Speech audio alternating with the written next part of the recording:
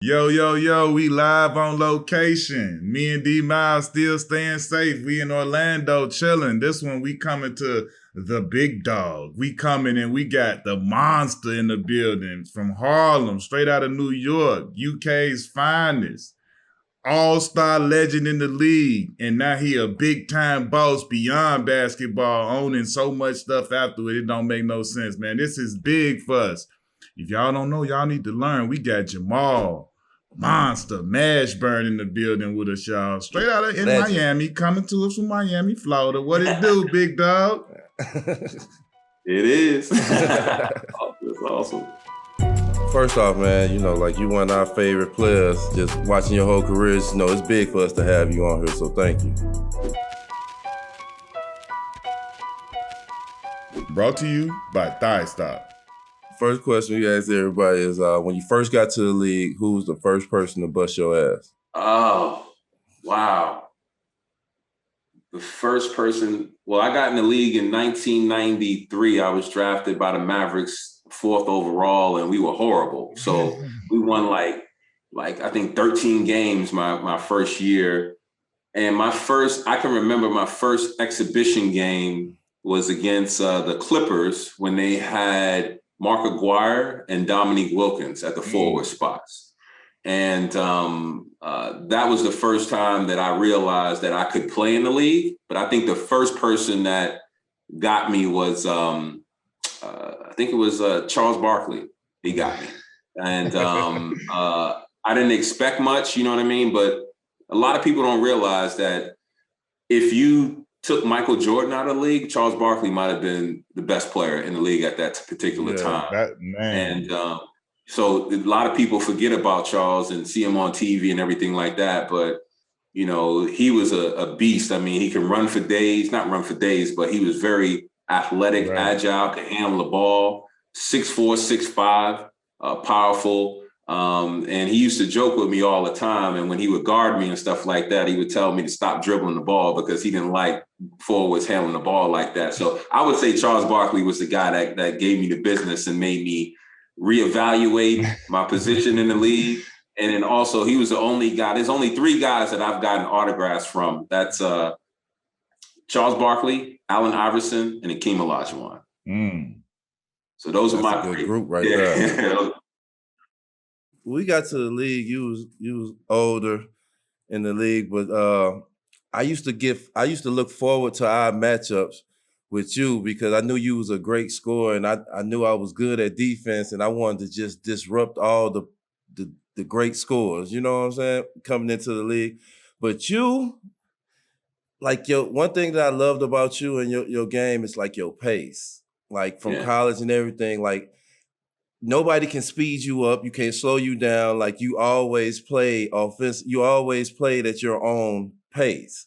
And I remember playing as you used to bust my ass. Like I used to be pissed about that shit. I used to try to use my athleticism, my quickness, and that shit didn't work at all. You just do what you want to do, get it where you want to get it at. You took what I gave you, like all that. But your pace, where did you get pace from? Where you had to. You slow down, you speed up, you slow down. Where you get your pace from? Well, I was born and raised in Harlem, and I played with a lot of guards, and I was always tall for my age. So I was 6'7" in high school, and everybody wants to put you at center or whatever. I was 6'3" at 13, so everybody wants you to play center.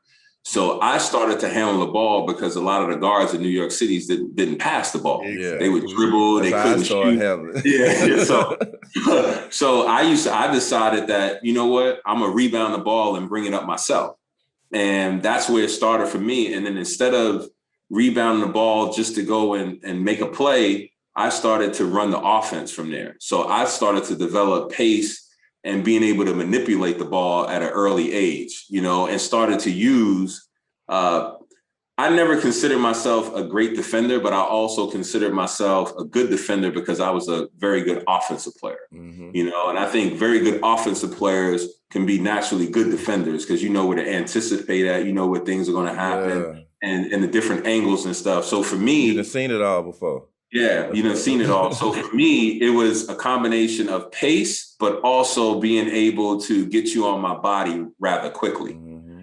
And then to manipulate. And as you guys know, back in the days, you could hand check. Yeah. Exactly. And for a guy that can handle the ball, we love for you to hand check because I can turn you any particular way with that particular ball and go by you and lose leverage against you. So for me, it was all about handling and also being able to make the pass. And to be honest, I had more trouble with guys like Quentin Richardson than I had guys with length because guys like with Quentin, he was strong, sturdy, and he can beat me to the spot. And then also when I spun, he had enough body to kind of, leverage me off. But when it got to the long, quicker guys like yourself and Scottie Pippen, to me, it was, I can play with it. I can hesitate. Yeah. I can't wait to see D Miles there. I'm gonna fuck him up. That was you the exact obvious. You the exact opposite of me. I struggled with the length and all that. When somebody was my size or whatever, or a little bit taller than me and strong, like, oh, come on, I could deal with that because when somebody gonna get strong, I had counters. I'm gonna bang you and bait you, and then as soon as I feel you think I'm about to come in, I'm going that way. But like the length. Except D Miles, I could bust D Miles' ass, but the Karolinko, that's why he said Prince, I had problems with him. But D Miles, I had him in my back pocket. I knew all that shit, like back of my head. You can't do that. No booty bumping out here. No, I ain't let you do that. I ain't gonna let you touch my body. None of that shit. I meet him up top. Yeah. So for me, when it got to guys with length, the one thing that I looked at was my initial move was, see if I can get your feet to get happy and dance. And move. And then once I knew your feet could dance with any move, I can control you at that particular time. So my dad was a professional boxer. He fought Larry Holmes and Ken Norton. So he taught me a lot about utilizing the jab and different things like that. And to me, that was just footwork. So once I got you moving where I wanted you to move, I can control you. Guys that I had problems with was guys like Quentin, and another guy, Dennis Scott, was another guy. And the reason why, because if you give him that initial fake, he was a guy I would call like skinny fat. You know what I mean? So you give him that initial fake, he ain't going for it because he needed more time to react. You know what I mean? So there was no crossover there. So I had to get to a hezzy and go with him. Let me just say 3D is going to appreciate this. And he's going to want all his old coaches to know that, look, he played I'm the guy that Mashburn is saying he struggled with. Jamal Bronson, Mashburn saying he had problems with. Nobody would expect this. This is sideline, shawty, leave it. Three shooters paradise and everything else. And Mashburn saying he had problems with 3D.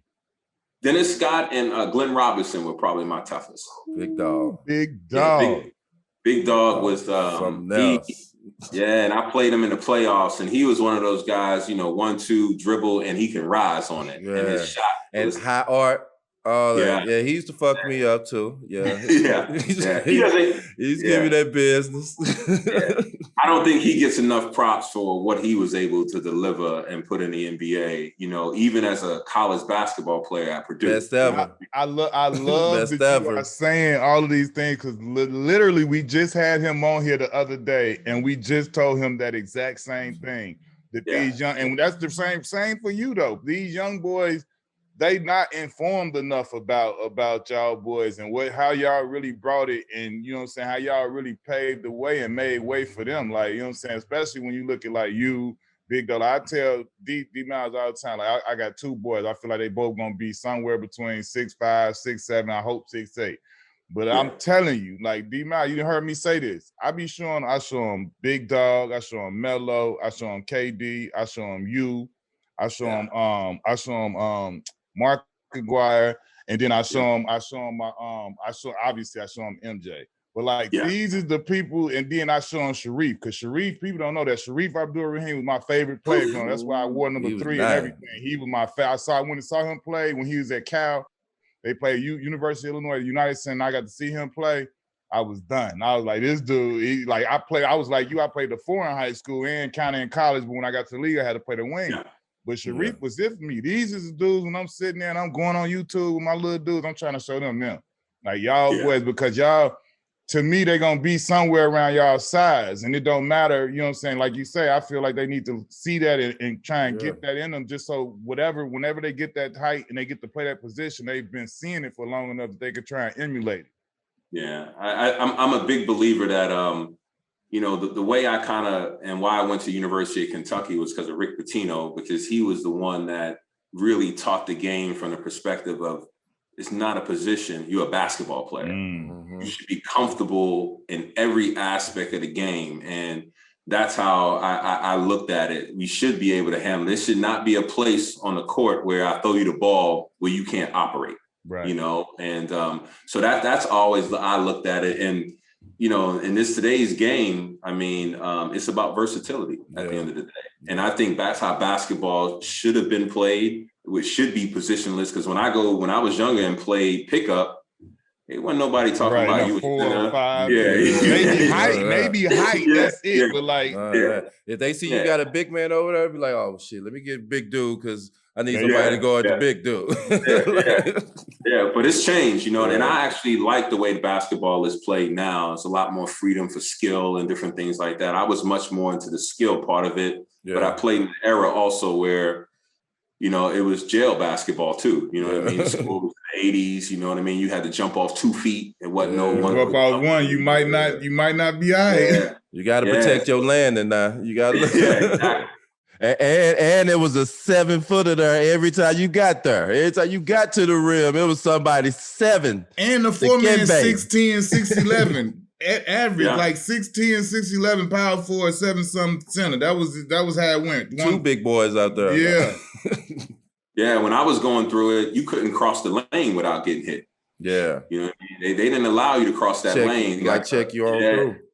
Yeah, and shoot, if you was a guard going to set a cross screen for a 4, you was going to get hammered, you know? And so it was a different, more physical beat up and everything like that. But I like the way the game is played. It's much more easier for me to watch and see the skills of it. I think they do run to the 3-point line just a little too much. You know, you can get out of these things, but hey, that's just preference.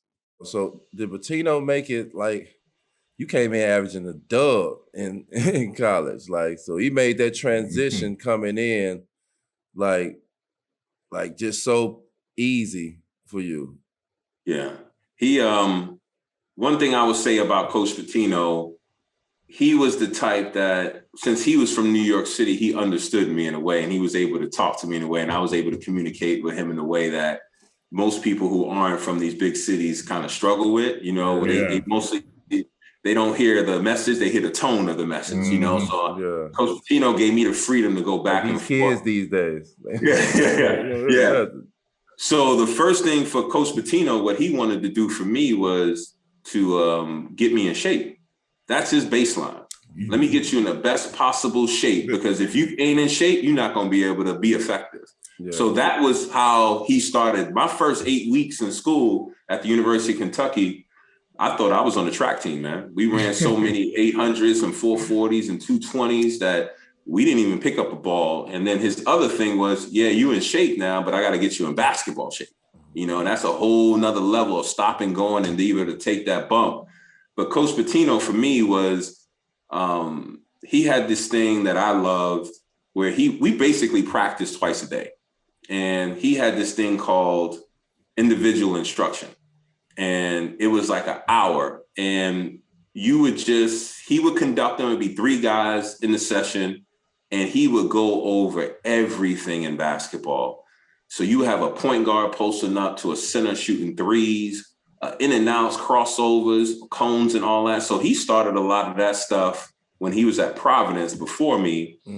And it was a way for me to really hone my skill set. So by the time we got in the game was easy because he tried to beat us up in practice. So at the end of the day, playing a game was like a night off for us and for me. So scoring 20 points a game was like that. You know, it didn't matter. Everything he just said just made me think about when we came out, D-Miles. You know, I worked out like 3, maybe 4 times for the Celtics when he was there. Yeah. Dog. You talk about running, and then I felt like, yo, He brought me back like all these times. He wanted me to come back right before the draft. Like while we were in Minnesota, remember Jeff told me they tried to have me come do, but then they declared, they said that they didn't want to draft me because he thought I was like something called crotch bound. I don't even know what the hell that is, but like it was the crazy, like, dude, I worked out, me and my sister went to dinner with him and Coach O'Brien, all type of stuff. It was like, yo, it came down to 2 days before the draft. He wanted to come to my agent was like, no, we're not doing nothing else. Like y'all done seen him. Y'all done came and seen him. He didn't went to y'all. Y'all done seen him another time. Where we didn't see him like 3-4 times, and it was like, but I do remember running like hell every time. It was conditioning, and everybody, you know how you talk to your draft class, and they like, man, boy, Boston, Seattle, like you don't want to go up in there. You gonna be, you know what I mean? Yeah, Boston was like the Heat. The Heat is like that. You know what I mean? When I played Pat Riley, you know, he was very much a stickler for being in shape, and you had to have a certain mentality to play for him. And the one thing I will say about Coach Pitino was that he's probably better suited as a college coach than a pro coach. You know, the pros, you can't run your guys like that. You know what I mean? Too many games. Yeah, it's too many games. So I think the college setting is probably his best setting because at the nature of him, he's really a teacher of the game. Mm-hmm. You know, the pros is more of you got to be a manager of people. You know what I mean? And that's why I enjoyed playing for Paul Silas when he was in Charlotte. You know, and Steven Silas was on the staff. Who's now the Houston Rockets. Man, that's my guy. Yeah. So Paul Silas was much more like guys, with a veteran crew, he was much more like, how y'all guys feel today? Mm-hmm. You know, one of them things, you know, we got off the plane at 3:00 in the morning. Hey, we canceling practice at 10 a.m. We'll just do a walkthrough in a hotel, you know, things like that. Those things add up. But Coach Pitino, as great of a mind he is, the NBA is a different level and a different setting. Take me back to, you say you grew up in Harlem. You grew up by Rucker Park. Like, what was that like for you? When was the first time you remember going to Rucker Park and hooping? Growing up in Harlem in Rucker Park has always been like the mecca of basketball, at least in Harlem, you know. So I grew up watching Rucker basketball when they had it was called a Pro-Am that was out there. And so I was like maybe 11, 12 years old watching guys play, guys that were pros or about to be a pro or played overseas. Then I would play after everything was gone, you know what I mean? Where the lights would come on and stuff like that and all of the people watching. So I would play after that. Then Rucker Park changed to Entertainers Basketball Classic. EBC. And and that was a whole nother element, you know. You had and before that, you had a lot of drug dealers that ran those particular programs that would, you know, take care of guys from here and there to get them to play on their team. Most cities. There you go. So that was fun. And if you won a championship, they take you to Vegas and all these different things. So he had a lot of fun. But my experience at Rucker Park has always been, you know, I think when I came back from college, a lot of people didn't want me to go to University of Kentucky. They wanted me to stay in the Big East and go to Syracuse or St. John's and everything like that. But I wanted to choose a different path. And Coach Pitino, he just got fired from the Knicks and took the head coaching job at the University of Kentucky. And he came in and I was like, hey, man, I've been highly recruited. I played for the Gauchos. And I always played up. Yeah. So I was a Gaucho. So I was the kid that was always the youngest kid playing with the old dude. Right. Yeah. So back in the day, they had 19 and under. I was 16 playing 19 and under. Right. You know, 15 playing 17 and under. So I watched how people were being recruited. And I'm like, how are you guys making a decision on what school you go to? Some cats like, well, how much they paying me? We're going to be on TV, whatever. And I was like, they keeping it 100 right now, Black. You know, I mean, he kind of know. He got recruited, but he went straight. So, you know. Oh, okay. Yeah. It's a little different. He didn't get to sit in college and hear the different stories from people. So he just got the tip of the iceberg. He didn't just get to hear the whole shebang and then go, you know, after the fact, people hear stories and stuff. Yeah. So all those stories are real. You know what I'm saying? So it's, you know, then I went to Coach Pitino. What made me kind of look at him differently was when I was in Harlem, he would come to my house and actually talk to me. And I said to him, I don't just want to be a basketball player. I want to carry a briefcase. Yeah. And he was the first coach that sat in my living room and didn't laugh at me and took me serious. And to him, I said, yo, if I'm a 4-year player, I'm a 4-year player. But if I'm a guy that can turn pro, you know, you got to let me go. So that was my agreement with him. So he could have been the coach in Alaska or wherever, University of Miami, it didn't matter. It was just honesty. And going back to Rucker Park, that taught me a whole lot about how do you trust people. You know, when you grow up in neighborhoods, people got to prove their trust. Yeah. And that's what I learned by watching a lot of these players at Rucker of not making great decisions. Right. You know what I mean? And so I wanted to do the opposite. So I learned a lot about basketball, but I learned a lot more about life playing at Rucker Park. And when I was in college, a lot of people wanted me to stay in New York City, and they didn't know what I was doing at the University of Kentucky, because I signed at the University of Kentucky and we couldn't be on TV or go to the NCAA tournament my first year.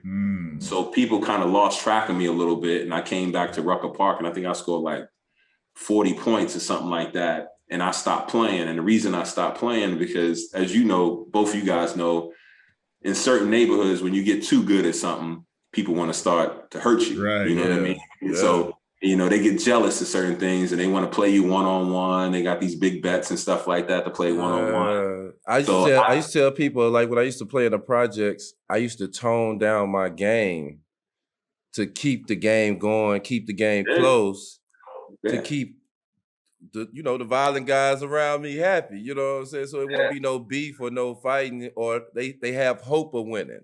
You know what I'm saying? So people don't understand that. People don't understand that. I used to do the same. And the reason why I used to do the same is my dad and another friend of mine said something to me interesting one day. They was like, you know what? You can't beat your sparring partners up because you got to have somebody to spar with. So keep the game going so you can work on your stuff. You know what I mean? Work on your game. So that's how I started to ball handle and stuff like that. When guys wanted me to play center, I play point guard because I'm working on things. You know what I mean? So for me, I was always the guy that toned it down so I can get more reps. More reps and work on things. So, it's glad to hear that you did that as well for a lot of different reasons, but we did them for the same reasons. You know? Yeah. When I got to that point, I stopped playing in them type of games, period. Because like you said, it wasn't going to be cool and I ain't want no issues and, I'm a hooper. We going to hoop. Yep. Let's go hoop, man. And, then you start to realize as you get better and better of understanding how to play. You know what I mean? Of not getting somebody hurt. You know what I mean? That's why I didn't like training camp that much when I was in the pros. It's like or exhibition games, because a lot of guys were coming in there, because they trying to win jobs, but they also trying to hurt you as well. Like, man, we ain't all trying to get hurt, man. We just trying to, we trying to play, man, and stay in this thing for a long time. We ain't trying to come out here with no injuries. Right. So you start to realize how to play, create distance and different things like that. Challenge just a little bit, Listen, I got one question, because you got one of the most legendary, we talk about it all the time, like everybody want to get a nickname, but like, when did you start becoming and being called Monster Mash? Like that, that's like a song, everything. That's like one of the, like, how did you feel when you got it? How did you get it? And just tell me the story of Monster Mash. So there are two parts to it. One has nothing to do with basketball and the other one does. So I lived on the 8th floor in the projects in building 70. And actually this picture is the building that I grew up in. That's dope. My best friend, he grew up on the 14th floor. He had a brother named Jamal, and he was younger. He's about 5 years younger. So his mom, we were walking somewhere. So instead of her calling me Jamal and him Jamal, she called me Mash. And that stuck throughout the neighborhood. People started calling me Mash. So my sophomore year in high school, I played in this event. It was like a Christmas classic or something like that in New York City, and one of the colleges there, and it was packed. And they had one of the guys that does the Entertainers Basketball Classic on the mic. You know what I mean? Yes. So I was a sophomore, and he just came out and said, and I think I scored like 12 points in a row as a freshman and as a sophomore playing varsity.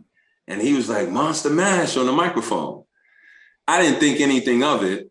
The next day in the paper, because you go check the paper the next day to see, see what's going on. See what you did. See if they got a clip of me or something. So then the title, the headline said, Monster Mash dominates, and it stuck. And then when I got to college, people in Kentucky adopted it for what is it called? Midnight Madness. Okay, right. It was held around Halloween time. I played that Monster Mash. Yeah, so that's how it continued to stick. Dickie V used to say that Monster Mash is coming. Yeah. But that actually started in New York City in Harlem before that, my sophomore year.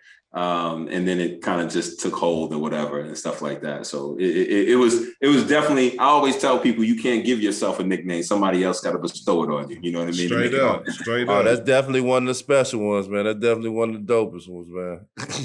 now this Kentucky show, like a lot of these guys that's going to Kentucky, especially in them 90s, the reason they went to Kentucky is because of Maul Mashburn. Like the lineup of guys that came after you from seeing you do your thing at Kentucky, and then the guys that came after them for seeing other guys who rode off, just to see the program going from Pitino getting there, you coming there and couldn't go to the playoffs, to the tournament that first year, to how this program has been going just over the years since then. How do you think Kentucky is doing? Besides last season and COVID and everything like that, they had one of the worst seasons in Kentucky history. And, it's all good. I think when I went there back in 1990, when I graduated high school out of Cardinal Hayes in the Bronx, we didn't have Google or social media. So for me, it was nobody knew about Kentucky basketball. I didn't know anything about the tradition of Kentucky basketball. I grew up in New York City, and the only thing we got was Big East basketball at that time and a little bit of the ACC and mostly North Carolina or Georgia Tech or something like that. Yeah. So I had no idea what Kentucky basketball meant to the state of Kentucky.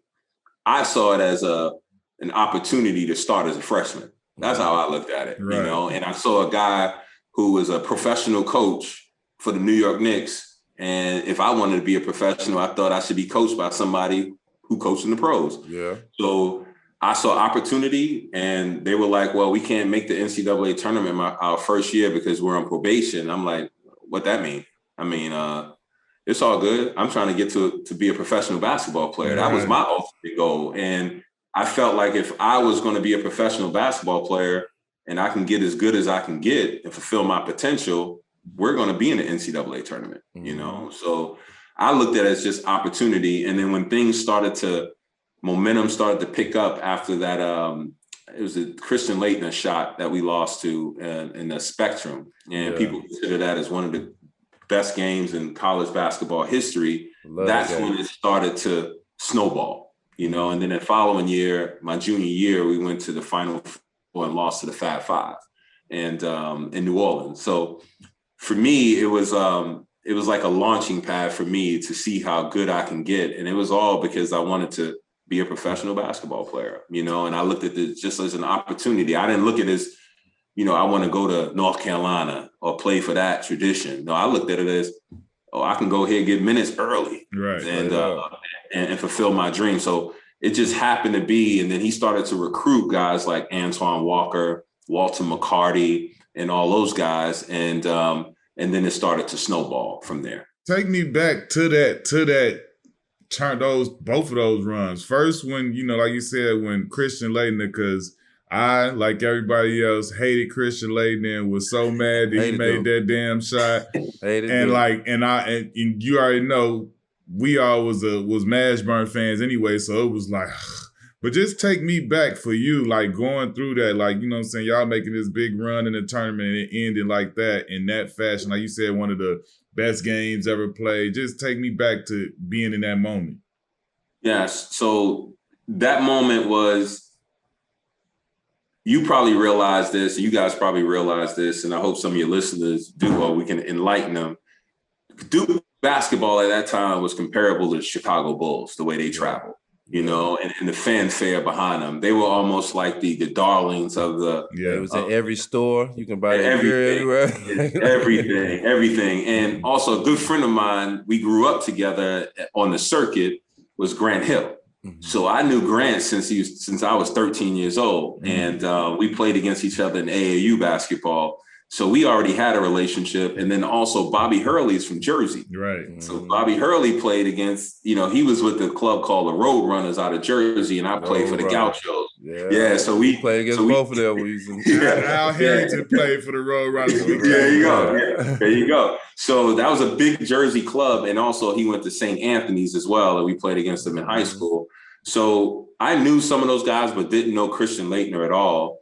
And just to go back to that moment, nobody really believed in Kentucky basketball because we were coming off probation. And when you looked at the lineup, my name was the only one that stood out. Nobody knew who the other players were. Yeah. And so we were completely underdogs. So our mentality was, yo, let's go hoop. Right. Let's go play. And one thing I will say about Coach Pitino, at least when he coached me, you can do whatever you want to do on the offensive end as long as you don't shoot a 3-point shot with your foot on that line. He will take your ass out if you worst shot in basketball. Yeah. Make or miss, he taking your ass out. And I remember in that game and you guys know how you get into a zone as an individual, but I remember the collective was in the zone. It was like one of those pickup games that could last forever. That's what that game felt like. It was like the coaches took a step back. Good basketball. And let it go. Just play. And Coach Pitino didn't make a lot of adjustments. Mike Krzyzewski didn't make a lot of adjustments, even though they did some in-game stuff. But for the most part, they let the players play. And I tell people it was one of the best organized pickup games with uniforms on that I ever played in, because that's what it felt like. And I think that's what we all live for. We would play for free if all the games were like that, Like that, get that feeling, Yeah, so it was like everybody was in the zone. And I remember after the game, we had lost, and Coach Pitino comes into the locker room, and he had this Sports Illustrated article that said Kentucky shame. And it was talking about Kentucky going on probation. And he made the comment, look how far we have come. And I was thinking about leaving school early my sophomore year to turn pro. I came back because I had the opportunity to go play against the first dream team in 1992. And playing against the first dream team before my junior year, Coach Pitino called me and he was like, wait one more year, you're going to be a top 4 pick because you play really well out there. So for me, that 1992 Duke Kentucky game was actually the lead in to play against the first dream team that skyrocketed me to turning pro. So that game has a lot of significance for me rather than just the score, wins and losses. So how was that to play against the dream team, like dream team? Because this is like the legends of all legends. But this is the game. This is the game that, correct me if I'm wrong, where y'all came in and put it to and tuned the dream team up, right? This was the legendary game where the college guys came in and Chuck Daly let y'all tear their ass up, and as soon as y'all started getting back, he ended it, right? So yeah, so funny. So a lot of people. I know my history, D. I know my history. I'm like, hey, look. Very good memory. Very good memory. So we were in 1992. Well, let me take it back. 1990, 89, 87. A lot of guys weren't talking about going pros like you did, D. Miles, out of high school. Wasn't happening. Wasn't happening. The phenom over here, get out of here. Yeah. You know what I'm saying? It wasn't happening. It wasn't happening, and it wasn't even a thought for some guys. Yeah. It was more or less, let me get to college, and I want to play in the Olympics. They weren't doing one and dones either, for real. Nah, it was 3 and done. Yeah, best 2 and done. You know what I mean? And so when we got an invitation, it was 8 of us. It was myself, Bobby Hurley, Allen Houston, Chris Webber, Rodney Rogers, Eric Montrose. Shout out Rodney Rogers, man. Shout out to OG. Yeah. And Grant Hill was on that squad. So Roy Williams was our head coach. And so they shot us a bone and said, come out to La Jolla, San Diego and be a part of the select team that practiced against the Dream Team. So I was like, all right, let's go out there. So we get to La Jolla, San Diego, and we check into the Marriott, and they have the hotel split in half from the Olympic team, and the select team stayed on one side of the hotel, and they had a security guard at the door, at the elevator thing. So you had to show your key. So me and Chris Webber, we go up to our floor, and we're walking in the corridor, and we see this tall white guy coming down the hall. And I'm like, damn, that looked like Larry Bird. So Larry Bird coming down the hallway, me and Chris Webber, and Larry Bird, you don't realize how big Larry Bird is until you stand up close to Larry Bird. Larry Bird, legit 6'10". Real talk. When I first stood up against him when he was coaching the pace, I was like, damn. I didn't know Bird was that big either. I was like, Bird fucking folks up. So he walked by us and he says, y'all those college guys? And we was like, yeah, we the college guys. And he looked at us and he said, get some fucking rest. It's going to be a long week, and walked off. And we was like, what the hell? What y'all got us into? Yeah, I'm like, okay. We like, all right, what's going on? I wanted to say what's up, and he just came to me like this, like, damn. Yeah. This is in the hallway. And I'm like, all right, okay, cool. So me and Chris Webber, and I'm roommates with Bobby Hurley. He ain't think nothing of it. And so that we just excited. We like, oh, he just talking shit or whatever. But that's kind of cool, though. That's Larry Bird. You know who we are. But he ain't call us by Chris Webber and Jamal Madden. He's like, y'all them college kids. So the next morning, we get up and we go to practice, and Roy Williams is our coach. But we only got 8. So we like, well, how are we practicing? And what are we practicing for? So we spent, I want to say, an hour doing the 3-man weave. And I'm like, what's going on here? Then they bus us to another location where the Dream Team is practicing. And these about 400 people standing outside waiting for the Dream Team to come out. They take us up to a top floor, and the Dream Team is practicing. They're finishing up their practice. And then they say, all right, get loose and stretch out. We're like, okay, we playing? They're like, yeah, we're going to play next.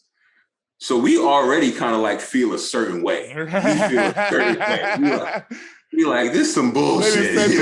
Like, we ain't even go. It's some bullshit. So it's the starting 5, I think, is myself, Chris Webber, Rodney Rogers, Bobby Hurley, and Allen Houston.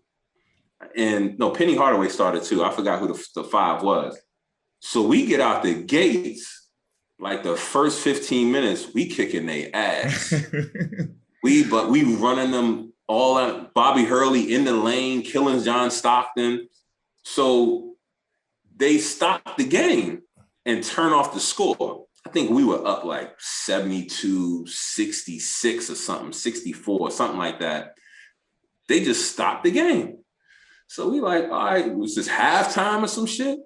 They like, nah, the press coming in. So I'm like, oh wow. So that's when the thing came out that Chuck Daly let us win, because they didn't want to hold a complete game because they knew it was going to be downhill from there, because we were trying to prove that we could represent the country. Yeah. Right. We ain't need the Dream Team. You know what I mean? Like, it was supposed to be the college players, but they brought in the big boys and took over the college spot. I remember that. Correct.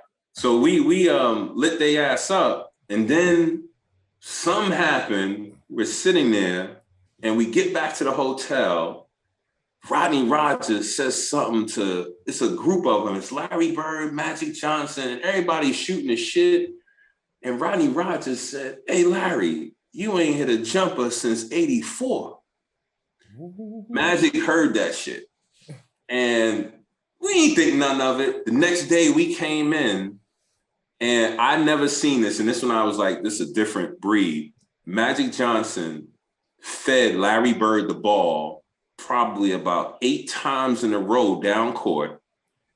Larry Bird got the ball on Rodney Rogers, and every time he was about to make a move, he told him what he was going to do. One dribble, pull up, going left, off glass. One dribble, going right, spin, shot, bucket. He scored 9 times or 8 times in a row. Left the court to go lay down because he couldn't sit on a bench. Right, he had to lay down exactly. And said, young fella, look like 84, huh? Last time he made yeah.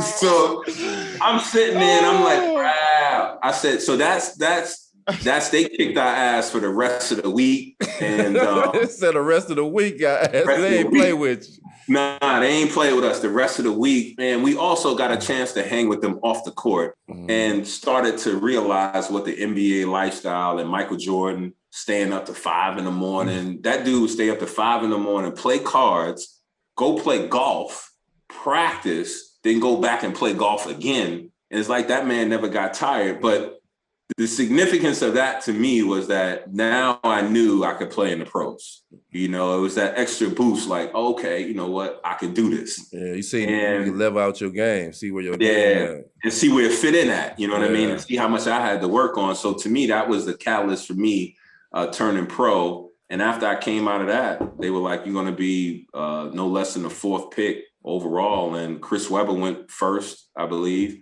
And he really dominated up there too. You know what I mean? Yeah. And that's when I said and noticed how much of a difference Michael Jordan as a player was to all those Hall of Famers. He was, it looked like when you watch them play and they scrimmaged amongst themselves, it looked like if you didn't know anything about the game, you said, hey, yo, that ball black dude, he the best player. And he made them look like they were high school players and he was in the pros. That was the gap. That's Michael insane. Jordan. That's not saying MJ practicing with his team, the Bulls. He's practicing with the other 12 or 13, 11, how many best players supposedly in the world. Correct. Minus, Isaiah wasn't there, so minus him, but like the other best guys in the world, he making look like high school players. That's what you seeing from looking courtside. He got them looking that average, and then he looking that great. He looking that great, and that's when I realized that the second best player was Charles Barkley, and I watched him go at Karl Malone, and I was like, wow. Karl Malone, big dude. Charles Barkley was just throwing him out of the way, dunking on him, and was fierce. And that's why I said Charles Barkley. If you took Michael Jordan out of the conversation, he would have been the cream of the crop, and how physical he was. Just he can do it all, talk shit, did it all, dunk on you, and then when he got off the court, what was interesting about him was I could actually see back then of how well he would do on TNT now, because everybody wanted to approach Magic Johnson and Michael Jordan, but the player that had the most reporters around him was Charles Barkley, because he would hold court. You know what I mean? He would, give them what they wanted, be funny and talk about different things. So you can see where he was going to be commentating at the end of his career, not necessarily commentating, but be much more in the public eye. Media, darling, When you was coming up, who was them guys that you watched and you was like, man, I want my game to be like his, or I want to be like that person, or that person that you seen like, man, I got to take a couple of them moves off him. First person I saw in high school that I came back home and was like, yo, y'all got to check this guy out. It was 2 players. It was Penny Hardaway and Ed O'Bannon. Ooh, Ed O'Bannon was hard. People forget about Ed O'Bannon. Ed O'Bannon, but them O'Bannon boys. Yeah, Ed O'Bannon was the truth back in high school, and him. Who else I saw? Jimmy Jackson. When I saw him in person. Oh, Jim Jack was a. They don't say him enough. Jim Jackson was solid. Yeah. He was a beast. I'm trying to. The other guy that I became good friends, and you mentioned earlier, shout out to him, was Rodney Rogers. When I first saw him, he reminded me, a lot of people don't realize, to me, Zion Williamson back there with a jump shot. Exactly. With a jump shot. With a jump. Though. Yeah. So when they talk this stuff, like we never seen a player like this, I'm like, y'all haven't really watched Rodney Rogers. Go look at the highlights. Yeah. So I mean, those guys, when I came back from Nike camp, it was like, wow, I got to put some work in. But as far as a pro player, my guys I did a little differently. It might be the same for you guys, is I took bits and pieces of pro players and kind of said, I want the footwork and the post up of Akeem Olajuwon. Yeah. I want the shooting of Larry Bird. I want the vision of Magic Johnson. I want the handles of Isaiah Thomas. And then I made a collective. So that's how I kind of approached it. Yeah, that's how I was too. I was trying to take a move off somebody and add it to my game. Like I got the jab step off the triple threat. I got that from you and Alonzo Mourning. If I jab on you, if you move an inch over, I'm gone. Yeah. Hard jab left, I'm going hard right. Yeah, exactly. Stop that. Yeah. So I picked it up in a lot of ways like that, and I watched a lot of guards growing up, and I like to handle the ball. That was my thing. I wanted to be a ball handler, and truth be told, I wanted to always be a point guard, more of a combo guard. That's the New York canon. That's the New York canon. Yeah. And speaking of like the draft, we all had that moment in the draft where our families get to enjoy it. You know what I'm saying? This is our dream come true. It's just one of them nights. How was the draft for you and your family when you got drafted? Great question. It's the first time anybody ever asked me that. So I appreciate that. So for me, I was leaving from the University of Kentucky. I had rented a house there. So I'm from New York, but I had my family fly up to Kentucky. And for that particular draft in 1993, it was the first time they ever moved the draft, and they moved it to Detroit, Michigan. And they usually held it in New York. So I actually took a chartered bus, rented out a whole bus, a luxury bus, and we drove up there. It was probably about a 5 or 6 hour drive. It was a lot of tequila later and drinks and all that stuff. We had a good time. The party, the proverbial party bus on the way. There you go. Yeah. So we had a good time going up there. And what's interesting was, I don't know how you guys got drafted, but I pretty much knew where I was going. I pretty much knew. They were like, you going to the Dallas Mavericks. So the anticipation was over for me the day before the draft, because I knew where I was going to get selected. You was blessed. Yeah, I was blessed. And then fortunate for me too, I had already signed a FILA contract. So I already had money in my pocket. And a part of my contract, we negotiated that regardless of where he gets drafted, and before he steps on the court, as soon as he signs his contract, you got to pay him. So I use that as leverage. You got to get no levy, no loans and all that. Correct, I'm getting paid instantly. I got you. I see where you're going. Correct. So I had leverage. So when they said Dallas Mavericks, I was a little disappointed originally, because I thought I had a chance to go to the Orlando Magic, and they flip-flop picks between who was it? Chris Webber and Penny Golden State in Orlando. So I remember going through the draft process of only going to see 4 teams. That was Golden State, Orlando, Dallas, and Philadelphia. And I remember going to Philadelphia and sitting in front of the general manager at the time, Jimmy Lynam, I think his name was. And phone rings, and he picks up the phone in his office while he's having a meeting with me, and all he can talk about is how good Sean Bradley is. And I'm sitting in the meeting with him, and he hangs up the phone. He starts talking to me a little bit more, and he says, all right, you want to go work out? I was like, I'm not working out for you. And he was like, what you mean? I said, y'all going to draft Sean Bradley. Why am I wasting my time? So I said, you drive me to the airport, we could be all good. So he wound up driving me to the airport, and no more Philadelphia.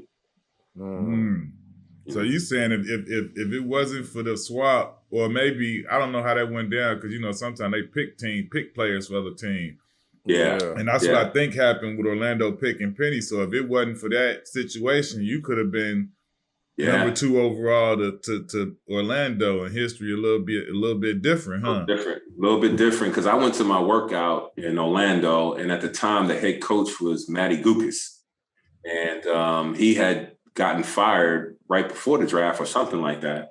And so for me, when I went into the draft process, it was different back then. You basically shoot some shots, and they got into my wheelhouse of playing one-on-one.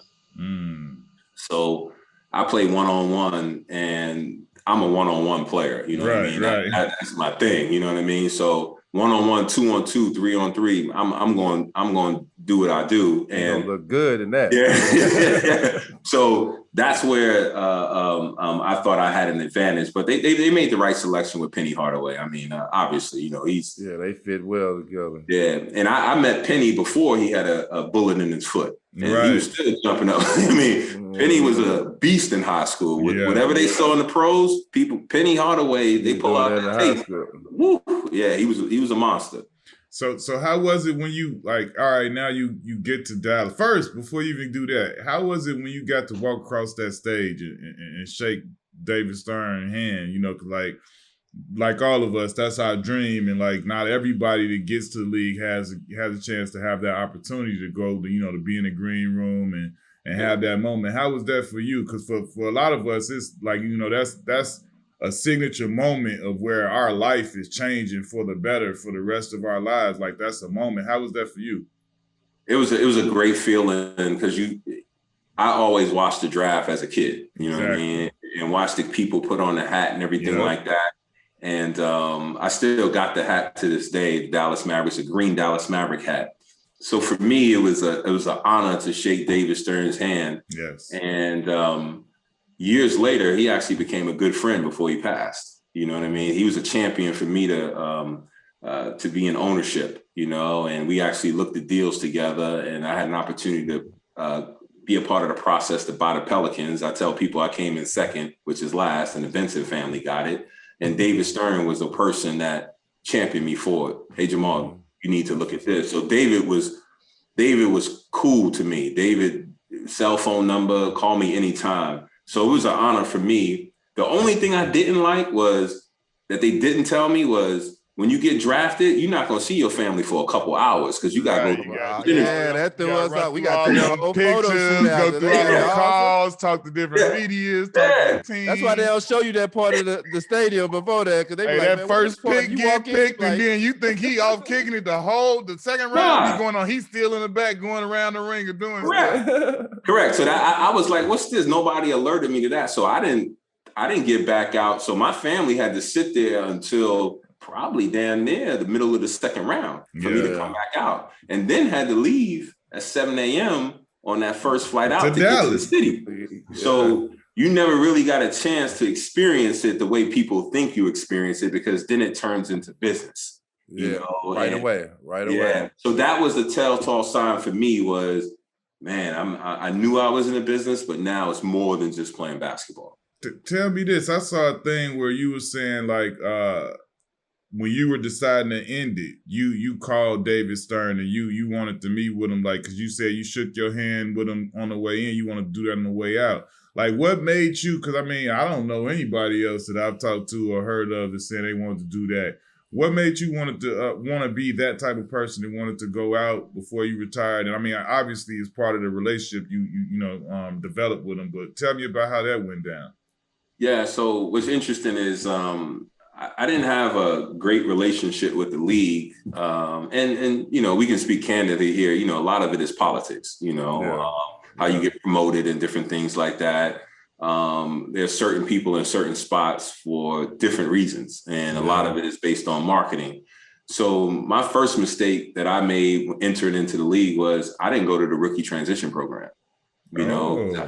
I felt like I didn't need it, because I just thought that, I had started my layer of getting into business right when I wanted to carry that briefcase. So I actually went to the rookie transition program my second year, and I started off a little bit shaky with the league at that particular time. And because they don't play about that shit. They be hot. You don't with 10,000 until you come. 10 racks every year until you show up. 10 racks every year. But you know the legend. The legend was that AI just got Godfather because he never came. They just like fuck it. We ain't gonna try and take 10,000 that many times. Just forget it. Never come. Yeah, so I didn't show up, and I showed up my second year, and I only showed up for a day. I was like, I really don't need this. You really went. Yeah, so when he showed up, he came one day in peace. Yeah, I'm out. And so I didn't. My relationship with the league was a little shaky because also I wasn't the type of guy that liked to do interviews. You know what I mean? It was like, and plus we only won 13 games my first year. I was being coached by a coach who didn't have a lot of history in coaching, and Quinn Buckner. So the whole situation was just like messed up. And me and Jimmy Jackson, we were together in Dallas my first year. And there was no veteran leadership around. There was nobody that sit and say, "Hey, y'all policing y'all alone." Yeah. Like us. That's how we were policing our own. Yeah, strong though. Yeah, it didn't look good. So, we found, trial by error, and also trial by fire. So I didn't do a lot of the league stuff. And so one day I'm about to retire, and I actually tell people I retired before I announced. I remember my last game was in Toronto, the Toronto Raptors. And I remember saying to myself, this is it. I can no longer, I had to do so much exercise and warming up for like 60 minutes. They don't know about them knees. When them knees is done, you like an old school car. You got to go outside, cut that joint on, let it run about 45 minutes, and then we pull off. Yeah, and then you still don't know how you going to feel. Yeah, you don't know if it's still going to make it to the destination. Exactly. Be scared as hell on that highway. Like with them knees, it'd be like, man, my mind can't control my body. Correct. That's the kind of feeling that I was getting from, like, my mind can't control my body. Things that I used to my mind used to tell me to do, it's just like my knees won't let me do it. Yeah, so I had to warm up and do exercises for an hour, and I'm only playing 30 minutes a night. So, and that was not just for games, that was for practice. You know what I mean? And so I just couldn't do it no more. So I was heavy into my business career at that particular time, and I just thought that if I shook his hand on entry, I should shake his hand on exit. Mm-hmm. And so I called the league up and called David's office up. And actually the lady that got the meeting for me was Krista Chin. Krista. My NBA. Shout out Krista. NBA moms. That's NBA moms to this day. Yeah, so to this day, me and Krista still talk. All always getting a text. Krista Chin and Leah Wilcox, aka Millie's moms right there. Been holding us down still to this day.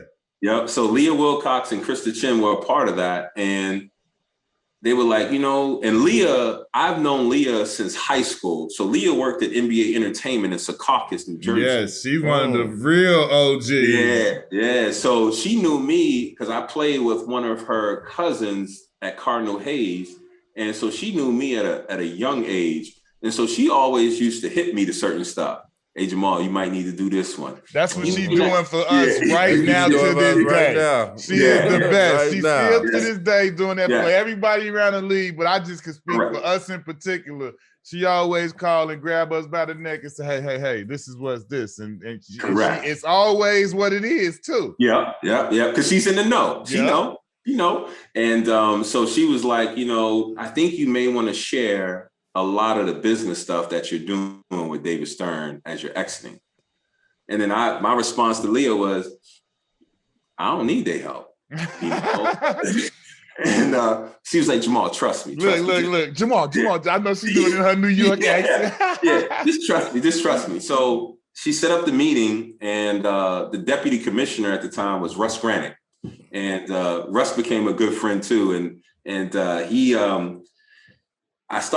I said to David, I was like, hey, you know what? Thank you for my time here. I'm retiring. And he was like, well, share some of the stuff that you're going to be doing. I was like, this is some of the stuff that I'm already doing. And he was like, wow, why didn't you contact us before and let us know? And I said to him very candidly, I don't see how y'all can help me. And he was like, what you mean? I said, well, I'm a Toyota dealer for multiple stores. You guys are a marketing partner of Toyota. So I'm trying to figure out how y'all gonna help me when I'm already dealing with the corporation. You know what I mean? Y'all are just a sponsor. They're a sponsor of yours. So then David turns to me and Russ Granick, and he says, well, would you like to work for the league? I was like, David, I can't do that. I can't do that. And he was like, what you mean? I said, here's what I can do. One day I want to come in here. I want to be a partner. And he was like, what does that mean? I said, I want to be an owner. And David always remembered that. And he would call me up when I'm in New York City or vice versa, come to the office, and he'll show me things on Atlanta Hawks, books and different things, teams going to be sold. And that's how it all started. So from that particular relationship, it's the same thing that I tell my son, who's 19 years old. Sometimes it's not about as much as how you enter and what you do in there, it's how you exit as well, that people remember. And so for me, that was one of the pillars in my life that I guess showed them that I was about my business rather than just being a guy that just played in the NBA. Talking about knees, like we talking about, knees. Derrick Rose, like when you have a knee injuries, you see the other guys that go through them knee injuries and them ACLs. I had meniscus too. You know what I'm saying? Like, so you know the pain that other guys go through, but like just speaking on another guy with knees like Derrick Rose and how he persevering and he's still fighting and he getting out there and still playing on the level that he's playing on. Just speak up on a player like that to see the fight. Because, it's a fight. Like you say, it's just sometimes you wake up, you be like, man, I'm tired. It's like you having a kid with you all the time because I got to prep these knees to do everything that I'm doing. Like that walk getting out the bed, that walk to the bathroom is a motherfucker. Like, especially if it rains and shit. You already know. So for me, I empathize with Derrick Rose in a lot of ways, in a reverse way. So Derrick Rose was an MVP and then had knee issues. So that in itself is difficult to deal with. You know what I mean? Where you have to reinvent yourself and you have to really, and I tell people, you have to really love the game. You can't love the money, you can't love the lifestyle. And for him, he could have sat down and nobody would have said nothing. Nope. You know what I mean? But he continued to, and so I admire his tenacity, his will, and his ability to have the self-awareness to modify his game. You know what I mean? Because longevity in the NBA isn't about, how high you can jump. Keeping your athleticism. And it's how can you manage your decline of athleticism while your skill level goes up. IQ go up. Play the game more. So for me, it was a reverse for me. So I tell people I was one of the first to have microfracture surgery back in 95. And they didn't understand what rehab was. They said it was for old folks. So, So 60-year-olds, 70-year-olds get this. So for me, I had to figure out, and especially it was early in my career, of how I'm going to stay here for 10 plus years. And that's when I developed that mid-post, that mid-range game and different things like that, because I can no longer just blow by you. I had to kind of do angles and different things like that. And the perseverance it took for me to make an all-star team, because I thought I should have made more than one all-star team.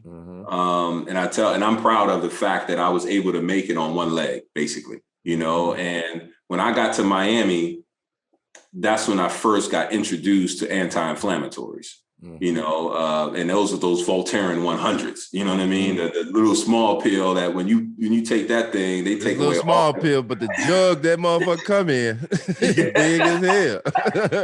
It's about 300 of them in that joint they had you like, take these home with you. So that's when I got introduced to that, and I used to only take them on game day because I started to see other people that would take them and they had stomach lining issues, and different things like that. So. For me, it was the inflammation and the microfracture when I couldn't do certain things, but it takes a lot mentally to deal with the knee injury or any injury, especially when you're playing at a high level and that's your source of income, and we already have short windows anyway, a small window to make as much as we can. And for me, it was, I've always stated that nothing is impossible, and dealing with injuries the way I dealt with them, it truly made me understand that anything you can put your mind to, you can do. You're going to go through some pain. It's not going to be what you want it to be all the time. But if you persevere long enough, and take the right steps, you'll eventually reach your goal. I just hate the injuries open my mind to like, man, I could have, when I was 1,000% healthy, I could have went in on some shit on the weight room. I could have went in crazy. It was like, man, I got injured. It's like,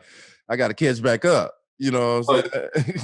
Injury, what I taught injury, it makes you a veteran real quick. Yes, it there does. you have it. Your body get old fast. Your body get all old. the extra shit you used to do. In the gym. We walked in the door. We walked in the door laughing at motherfuckers like, you got a heat pack. Like, what you gonna do? You know what I'm saying? All that. We come out like he said. We walk straight out. And ain't no stretching out. Windmill that thing and look over there like your old ass doing. We came in. He 18. I'm 19. We was straight up real life. I can remember running up on Pat Ewing on OG, salute Pat, that's our big bro OG, hitting him in the back of the head like, yo, old ass, man, we gonna dunk on you today, I'm gonna block your shit today or something, just fucking with him like, you old as shit, like just always talking shit, then you turn around and it looked like it went like that, and now you got talking about literally 2-3 years up, later, OG? we in that man like, I'm like, damn, now we the OG. Yeah, I remember one of the I first started seeing Ice Pack was a guy I played with, and he was probably Jason Kidd before Jason Kidd. His name was Fat Lever. And Fat Lever, sticky fingers, get them steals. Yeah, steals. He get a triple-double in a minute. And he had these ice on his knees, and he used to talk to me. He's like, man, you should start with ice on your knees. I'm like, man, I don't want no damn ice, man. Man, 3 years later, ice on my knees, ice man. I'm talking about like the Iceman on the bench. You got so much packs on you. Look, speaking of J Kidd, like one of my all-time, I know this dates everybody and all that, one of my all-time threesomes was you, Jim, Jack, and J Kidd, the 3J. Tell me how that was to be rocking out like that, because all of y'all was relatively young in a grown or older league. You know what I'm saying? How was that to be out there making an impact and doing it how y'all boys was doing it? And explain the tempo change from Derek Harper to Jason Kidd. Okay. I know the tempo changed when Jason Kidd hopped up that joint. It was on then. So I got drafted. Jimmy got drafted in 92. I got drafted in 93. Jason Kidd got drafted in 94. I think he was in that great draft drafts in a row. Yeah. Well, shit, you losing that time. You know what I mean? I mean, two things that happened. They pretty bad, but they making some pretty good selections, even though they selection squandered in those situations. So they did well. They did well, but the difference was when J Kidd got to the team, I was a small forward, Jimmy was the 2, and Derek Harper was the 1. Derek Harper really wanted to get out of Dallas because he wanted to play in the playoffs, and he got shipped to the Knicks. New York. Got shipped to the Knicks and played guard for them, and they went on their championship run with Pat Riley. J Kidd comes in. The first thing you knew right away was in a training camp. That dude should always had a ball. and you guys should just hit the wing and run. You know what I mean? Just fill in. And I would tell people when we practice, you probably want to get a ticket to practice to watch J Kidd and all of us play, because I remember J Kidd making passes in practice, hitting people in the back of the head. They just wasn't ready. And J Kidd used to run from end to end. He was one of the fastest guards at 6'4", 205 pounds, and coming down at you, and had this little crossover dribble at full speed. Full speed. Right on. Full speed. Full speed. Yeah, I got that from him too. Full speed. And the one thing we used to clown Jason about was, I remember Jason would probably have more career triple doubles than he had, because his stat line would be like 6 points, 8 points, 15 assists, 16 boards. I'm like, dude, you can't get these 2 points, you know? Like come on, like really? But I would say J Kidd is probably one of my favorite teammates, and me and J Kidd had this thing where we would play, and all the point guards that I played with, I used to be like, man, hey, if I'm running up and down this court 2 or 3 trips, man, I ain't touched that rock. You got to feed me something, right. You know? And J Kidd used to look at me, I got you, Mash, I got you. Yeah. I'm like, well, what's going on? What's up? And he used to give us the ball and stuff like that. But the real guy, in my opinion, and people don't remember him, that made up that foursome was Popeye Jones. Popeye. Yeah, Popeye. Yeah. He don't get the love for that. Grab rebounds. Yeah, Popeye, you be out there doing the dirty work, baby. Yeah. So that group right there, I regret that we didn't stay together longer. And me and Jimmy, we talk about it on occasion when I speak to him, because that threesome right there could have been something special. But there was some off-court stuff there that really had nothing to do with Tony Braxton at that particular time. Even though exactly, you know how the media is. I remember the rumor. Like, wait, what? Yeah. Ain't nobody. They weren't fighting over her. You know what I mean? So it had to do with some other stuff, and they finally buried the hatchet or whatever. And then J Kidd got shipped to Phoenix for Sam Cassell and Michael Finley. Yeah. And that was the first time you got a 50 burger in the league, man, rolling with J Kidd, ain't it? I know you feeling good hooping with him, huh? You know what's funny about it? I was in Chicago, actually. Oh, that was when you said you gave Scotty. Yeah, Scotty. Yeah. And funny thing about that 50-point game is, we hung out till 6 a.m. the night before. See, man, listen, let me just say, this is the part that a lot of people don't understand, because I used to I don't want to talk crazy, but me and my dog right here, we was prolific. And then getting it in and still showing up the next day and tearing somebody's ass up like we been reap all damn night. Like we did all the rest and anything like. Sometimes we used to come in there smelling like a brewery now. Listen, I'm going to tell you the truth. I would not suggest, would not tell, or I wouldn't even tutor nobody to do none of this. But all I'm saying is that it can be done. It is absolutely not for everybody. No, because I done had me and him that had people with us, and they don't look the same way we look the next day. And at a certain point, even if it was for you, it ain't gonna be for your ass no more. At some point, you just gotta be real. You gotta be aware. You gotta realize all them things. But I'm telling you, when me and this boy first stepped in the league, 18, I'm like, man, we could go out to 4, 5 in the morning. We can eat McDonald's 24 minutes before the game start and go out there and tear somebody's ass apart like ain't none of that happened. Yeah, so that's how it was, you know what I mean? Especially when you found, what I found out when I got in the league is, especially if you're on a losing team.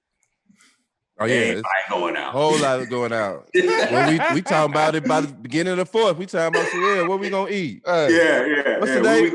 What's about open after this? Because when we got into that third quarter, game was over. You know what I mean? Yeah. So everybody was going out. So we hung out till 6 a.m. and how that 50-point game came out. Down on Rush Street, man, doing a real big hanging Chicago. We was hanging out. We was hanging out. And I came into halftime with like 27.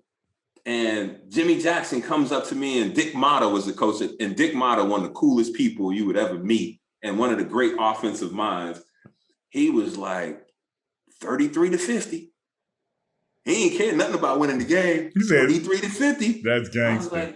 I was like 33. I said, you got the wrong numbers. He was like, oh no, just get 50. I was like, oh, okay. And he promoted it. He was just like, let's go. Word. And Dick Motta was like, go get that bucket. You know what I mean? And then Jimmy, probably 5 nights later in Denver, 50. He scored 50. I remember that. that. That's when y'all boys had it jumping. I was like, these boys some fools. They back to back hitting 50s. Yeah. We just didn't have a big. That can match up. You know, we had Popeye was undersized 4, but we didn't have a big that could stay with some of the big boys, you know? Yeah. Then you go to Miami. Now you going to a team that's Pat Riley is there. They playoffs and they trying to win a chip. And you got guys like Tim Hardaway and Lonzo Mourning, and y'all deep over there. A lot of veterans, a lot of guys that know how to play. And you 4 years in now. How is that going to Miami? Knowing that you probably weren't finna be the leading scorer, but you finna be a part of a team and the organization of Miami, because like I always say, they one of the best organizations, just the way they run it. They guys always in the tip-top shape. And you really got to beat a Miami Heat team ran by Pat Riley. Yeah. You're right.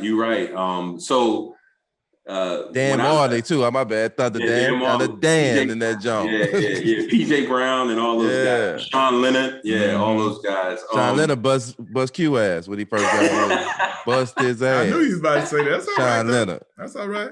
Bust his ass. That happened. It's Q on the sideline in Denver with the I ain't had that. I ain't had that. You used to have your with the Oscar mask, man. By Sean Leonard out there busting his ass so much in Denver. My bad. But so for me, it was a lot of people don't know this story, and I've shared it a couple of times. Is I actually forced a trade out of Dallas. They had hired Jim Clemens, who coached with the Chicago Bulls, right. who's assistant coach, and he wanted to run that triangle offense. And I tell people, man, I don't care what offense it is. Michael Jordan could make any offense look great. That triangle ain't for everybody, man. You know what I mean? And Shaq can make Kobe can make any offense work, but I went to one of the minority owners, and the team was sold to a gentleman by the name of Ross Perot Jr. And they had minority owner. His name was Frank Zaccanelli, and he was he was cool. And I had just came off microfracture surgery. They had just got Michael Finley. They were highlighting him and different things like that. So I went to Frank Zaccanelli and was like, hey, man, y'all moving in a certain direction. It's time for me to move on. And me and him had an honest conversation. He was like, Jamal, where would you like to go? And that's very rare in itself. Yeah. And I said, I got two places I would like to go to extend my career and be a part of a winner. The first was the Indiana Pacers with Larry Brown. And the second was Miami Heat. And Frank Zaccanelli said, okay, give me a couple of weeks. Let me work on it. And he came back and said, Miami. And they traded, I think it was Kurt Thomas and a couple of other players in that deal that sent me to Miami. And when I got to Miami, my knee was still hurt and I didn't have the proper rehab. And Pat Riley sat me down and was like, hey, just get through this, because I got traded in February. So he was like, just get through the season and we'll address the rehab for you, So me and Pat really connected. And so I was basically playing on one leg at that particular time and had to take a lesser role. And the pace was slowed down quite a bit because he wanted to, get to morning. Get it to morning and stuff like that. And then when I got there, I think we won 61 games that year, and we played the Chicago Bulls. And I think it was, we went to our first year we were together, we went to the Eastern Conference Finals and played against the Bulls and got our ass tore up. Yeah, y'all beat the Magic, beat the Knicks, and then lost to the Bulls.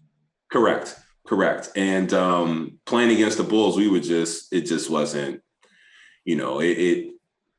playing against Michael Jordan against the Heat team. And the one thing about that Heat team that a lot of people didn't realize, we were so structured in how we approached the game with all the game plan and all that stuff. If you did anything else outside of that game plan, we were fucked. You know what I mean? Because we didn't know where you were going to be, you know what I mean? And stuff like that. So, and playing against Michael and them, they just whooped our ass. And then we wound up playing against the Knicks multiple playoff times down the road. And one thing I will say, playing for the Heat and Pat Riley is very similar to Coach Pitino in the sense that he wants to hold you accountable. Yeah. And Pat Riley, I remember Pat Riley, we won like 16 games in a row and we lost game number 17 and he thought the world caved in, like, man, we just won all these. So, but he was really cool. And one thing about Pat Riley, he always had an open door approach with me. He was like, come in, knock on the door, whatever, we'll chop it up. And when Pat Riley's winning, he will give you anything. So if you wanted to get a contract extension, all you had to do was win. Mm-hmm. And Pat would be like, all right, you deserve it or whatever. But he was a veteran coach, and we just didn't have enough to get past the Chicago Bulls. But from the standpoint of coming down here and being a part of a culture, and what he taught me was how to be a professional basketball player. Absolutely. There is a education that has to happen in order to be a pro. You know what I mean? A lot of people, a lot of people don't know what it is to be a pro. And how I tell people to be a pro is it's not about money. No. It's about, do you show up every day and put your best foot forward and do your job regardless of what's going on in your personal life? Yeah, take maturity too. Yeah. So he taught me how to be a professional basketball player and a pro, and how to go about it, the business of being a professional basketball player. So I owe a lot to him, because I was searching for that leadership from a veteran at the early part of my career, and the Mavericks just didn't have it. You know what I mean? And you really understand the difference between a winning culture and a losing culture. Yeah. You know, a losing culture, you hear a lot of complaining. A lot of complaining. But in a winning culture, you hear more about the we and the us. Yeah. You know, and that's what Pat Riley and the Miami Heat provided for me at that particular time. Now, I will say this: it's not for everybody. 100%. 100%. It's not for everybody. You know, it's he'll push you to a particular point where I always tell people you got to be incredibly dumb or highly intelligent to play with Pat. There's no in between. You know what I mean? Because he wants you to either run through the wall and you say nothing, or you ask him a question while we doing this. You know what I mean? So he even to this day, you know, I respect what he's been able to do and how he's been able to keep that culture, but he runs it like the military. I tell people all the time, like, I only got 1 year there, right? And my relationship and my ties there are as strong as any team that I played the most years with, and all those different things, because it resonated with me, because I grew up like that. My pops was disciplinarian. My the coaches I played for, ain't none of that going on. I ain't never, you know what I'm saying, been able to run over no coach or nothing, and I always respected authority and stuff. But like, when you get there, and it's still the same way, like you said, Pat got that open door policy, and it speaks true to what you said about how it's not a lot of complaining, because top to bottom, they're gonna say, "Oh, if you don't want to do your workout, or you don't want to do this, or whatever person that you trying to, you know, beef with or not do your job, they're not gonna do what most organizations do. Like, where you might have this guy that's going, you see somebody arguing back and forth with the trainer about getting something done. Ain't no trainer about to argue with you. If you don't want to do it, he gonna say, all right, this is how it goes. You do this. I'm not going to argue with you. I'm going to report this to the people I need to report it to. And when it comes to Pat, you're going to hear from him. Now, if you got a real issue that you want to do this, that, and third, the door is open. You can walk up there anytime you want. If you got enough heart to do that and you think you right enough, go ahead and do that. But I ain't about to argue with you, and I'm not about to lose no sleep over what happens, because we have a protocol that if you do this, I'll do that, and I'm hands off. I ain't got to sit here and go back and forth with you like a lot of organizations do. And that's the difference. Because you really see people, I'm not getting mad with you or arguing about, no, you didn't do your thing. I have this to do, and then you'll hear about it. Yeah. I remember, man, I'm going to mention the guy's name. I don't want to embarrass him, but if I mention, you know who he is. Played a long time in the league, and he got down to Miami. I mean, a lot of people didn't know what the culture was. So we're playing in an exhibition game.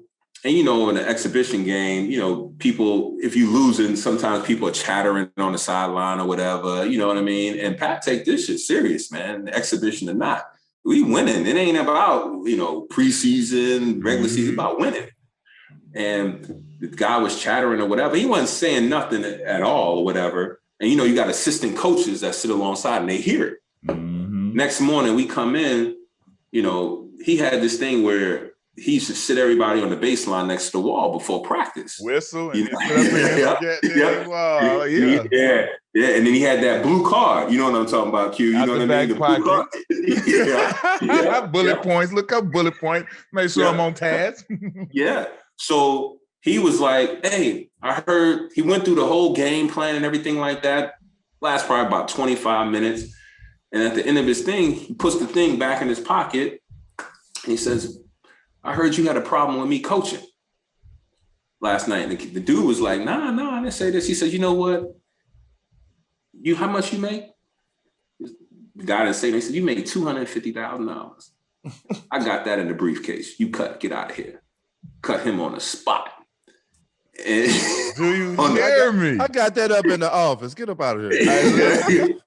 100 chump change. This is how I tell people, like, you don't just, when you talk about, people call Pat the Godfather, and this, you don't just become the Godfather. Like, what you said, this is real, true evidence. Like, you gotta, like, everything ain't always pretty. Like, you know what I'm saying? I talk about the situation where, he was willing to do what he did, how they parted with D Wade, and then they fixed it, and he came back. But, like, those is hard decisions that people that want the credibility he got won't do.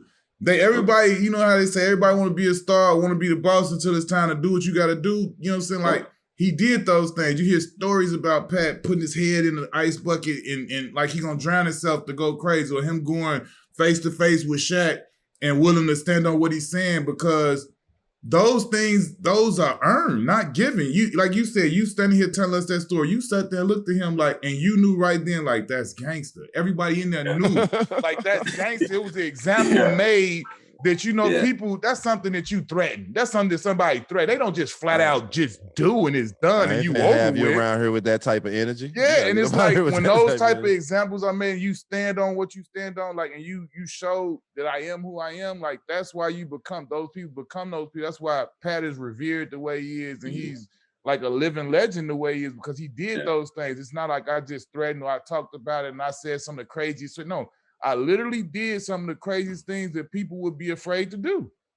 Yeah, he's about winning, and that's it. Yeah. You know what I mean? He's about winning, and he cares more about the front of the jersey than the back of the jersey. At the end of the day, he's one person that I would say, if he wasn't a basketball coach or president of the Miami Heat, he can run any Fortune 500 company. Mm. He's a CEO. He's the way he packages it. So he's legit. Yeah, he legit. You know what I mean? And he's and I will say this about him: if you are connected to Pat Riley and you understand who he is, he'll fight for you for the rest of his life.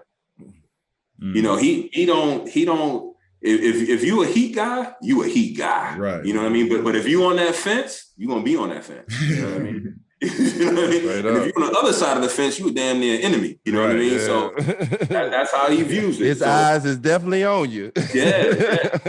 So, tell me this about the Heat days, the Knicks series. That's exactly what I was about to go to. The famous Knicks series of y'all, PJ Brown flipping folks, and all that, and just the physicalness of it, the fights, just the, it was Pat Riley, bro. It was Pat fault.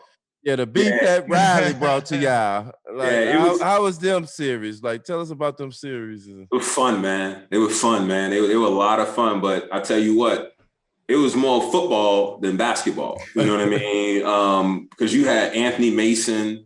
He was there one time, was a Knick guy. You had Charles Oakley, Patrick Ewing, and then you had the history of Pat Riley being the Knicks head coach and coming down here to Miami. So it was a lot of fun.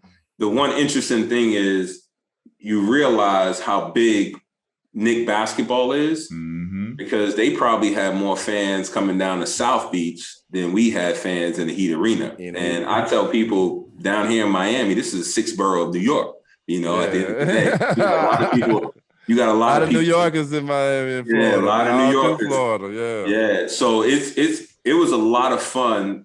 And the problem that we ran up against the Knicks when they had Latrell Sprewell and Allen Houston, Jeff Van Gundy.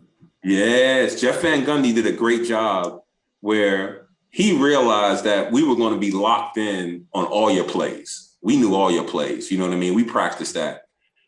But when they started to freelance and do things that Spree and Allen Houston, ball screens that were random, we ain't know what to do because we were based on rotations. You know what I mean? And that's how they were able to beat us. And then on the offensive end, we play inside out. So we had to drop it to Zoe, and they didn't double team Zoe. They let Pat play him straight up. 1-on-1, yeah. Yeah. So if he wasn't dominating, which he didn't do often, at least to an Asian Pat Ewing at that time, the ball just stuck. You know what I mean? But we would stay in games because we could defend. The scores was like 81, 80, 85. It was a lot of fun.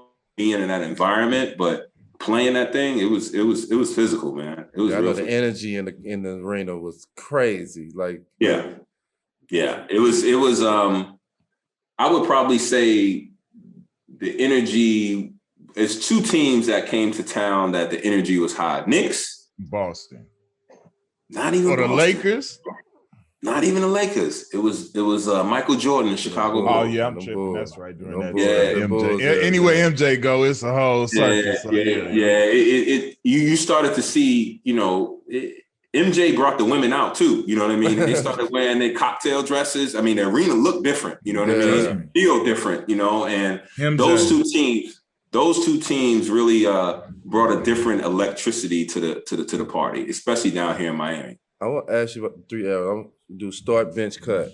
You got to start one, you got to bench one, you got to cut one. And I'm staying small forwards. 3 different eras: Dominique Wilkins, Scottie Pippen, Tracy McGrady. Who you start, who you bench, who you cut? I'm starting Tracy McGrady. Coming off the bench is Dominique Wilkins. Now, this will be Dominique Wilkins at the back end of his career. You know what I mean? I don't want to disrespect him because he was a beast in the front of his career. You know what I mean? Scottie Pippen, I'm cutting, and it ain't no. It's just I thought Scottie Pippen is a great player, but I thought a lot of his defensive stuff was overrated a little bit. You know what I mean? Yeah, and the reason I say that is because it's hard. You guys both know. You can't stop nobody individually. Not at all. It's all about one stop. Yeah, you can't stop nobody individually. So when they talk about all defense and all these different things, that to me is a little bit misleading because you got double team people, man. You know what I mean? And guys are be a team defense. Yeah, guys are too good individually, and but out of that group, I really like Tracy McGrady. I really like Tracy McGrady. I thought Tracy McGrady was a difference maker. I think he evolved the game as well. You know what I mean? He was one of those players that at 6'8", 6'9", that if he played in this era, I mean, curtains. Yeah, he was one of the people that ushered in a new build, though, like a player build, like being 6'8" as a guard or a wing, and then being able to handle and do everything he could do. He was ridiculous. Dunk that jump, pull up. I used to hate guarding him. Yeah, he was. He was a tough cover, especially he was a tough cover, really a tough cover in Orlando. That's what I'm telling you, in Orlando. That's what he used to have. That's every time he see me, he had 30 in his pocket. Yeah, he was. I like him. Dominique Wilkins. I mean, I tell people Dominique is probably the best offensive rebounder I've ever seen. Man, he was a problem. He at the small forward spot, he go get that thing, and he ain't going to get it just to snatch. He going to get it to punch it on you, Straight up.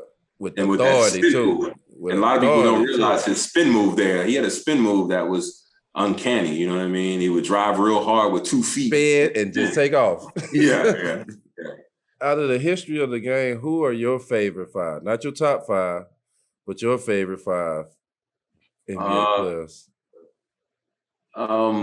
A guy that I wish I would have seen play, 2 guys, and they probably my favorite is Wilt Chamberlain, Oscar Robertson, Michael Jordan.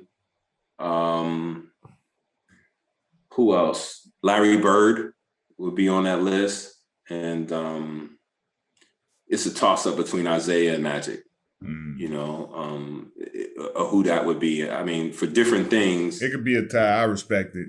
Yeah. I like Isaiah because I don't think people realize how good Isaiah was and how much he sacrificed for the Detroit Pistons. To get them two in that era. Yeah, because I mean, Isaiah Thomas, you could, as a scorer, just as a scorer alone, he could have led the league in scoring. You know what I mean? So I really like what Isaiah has done.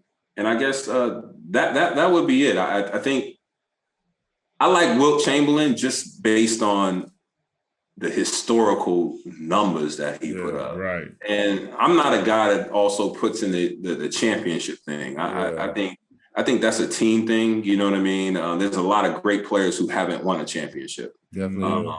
and they still need to be in the discussion as far as great players. Exactly. I think people often just use the championship thing to relegate those guys to a lesser put position. Other guys in front of them. Yeah. So it's like, Steve Kerr won championships, but you wouldn't put him as a great player. Yeah. You know what I mean?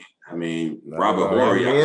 Yeah. You know what I mean? So, I mean, it's just like, just because you won championship doesn't mean you can play. You know what I mean? You're a good fit on that team. Hey, I know what I want to take me back to 02, 03, right? Was it the gumbo, the etouffee, or the beignets? Because when you with Charlotte and they moved, they got relocated to New Orleans, and that might have been, arguably your best year. You know what I'm saying? You played all the games, you balled out. What was it about that year in New Orleans that everything just clicked for you? Yeah, I remember that year. I caught fades that year. I was handing fades out, and I was a 2-3. I was on the worst team in the NBA. They fucked us up. What you saying? So what's funny is, and you guys both know this and understand the politics of the game, is that usually when you make an all-star team, it's because of the year you had beforehand. You know what I mean? You know what I mean? It ain't because of that half a year. It's because of work you've put in over a period of time, especially if you're not voted in by the fans, it's by the coaches. But for me, what it came down to was a couple of things. It was Paul Silas, and he's the main reason. And what I mean by that was when I got traded from the Heat to Charlotte, I actually didn't find out until I was actually at a concert, the Up in Smoke tour, that concert in Miami. So I found out, somebody hit me on the phone and said, "You just been traded." They saw it on the ticker on ESPN as I was driving up to Fort Lauderdale for that concert to see Snoop and Eminem and Ice Cube.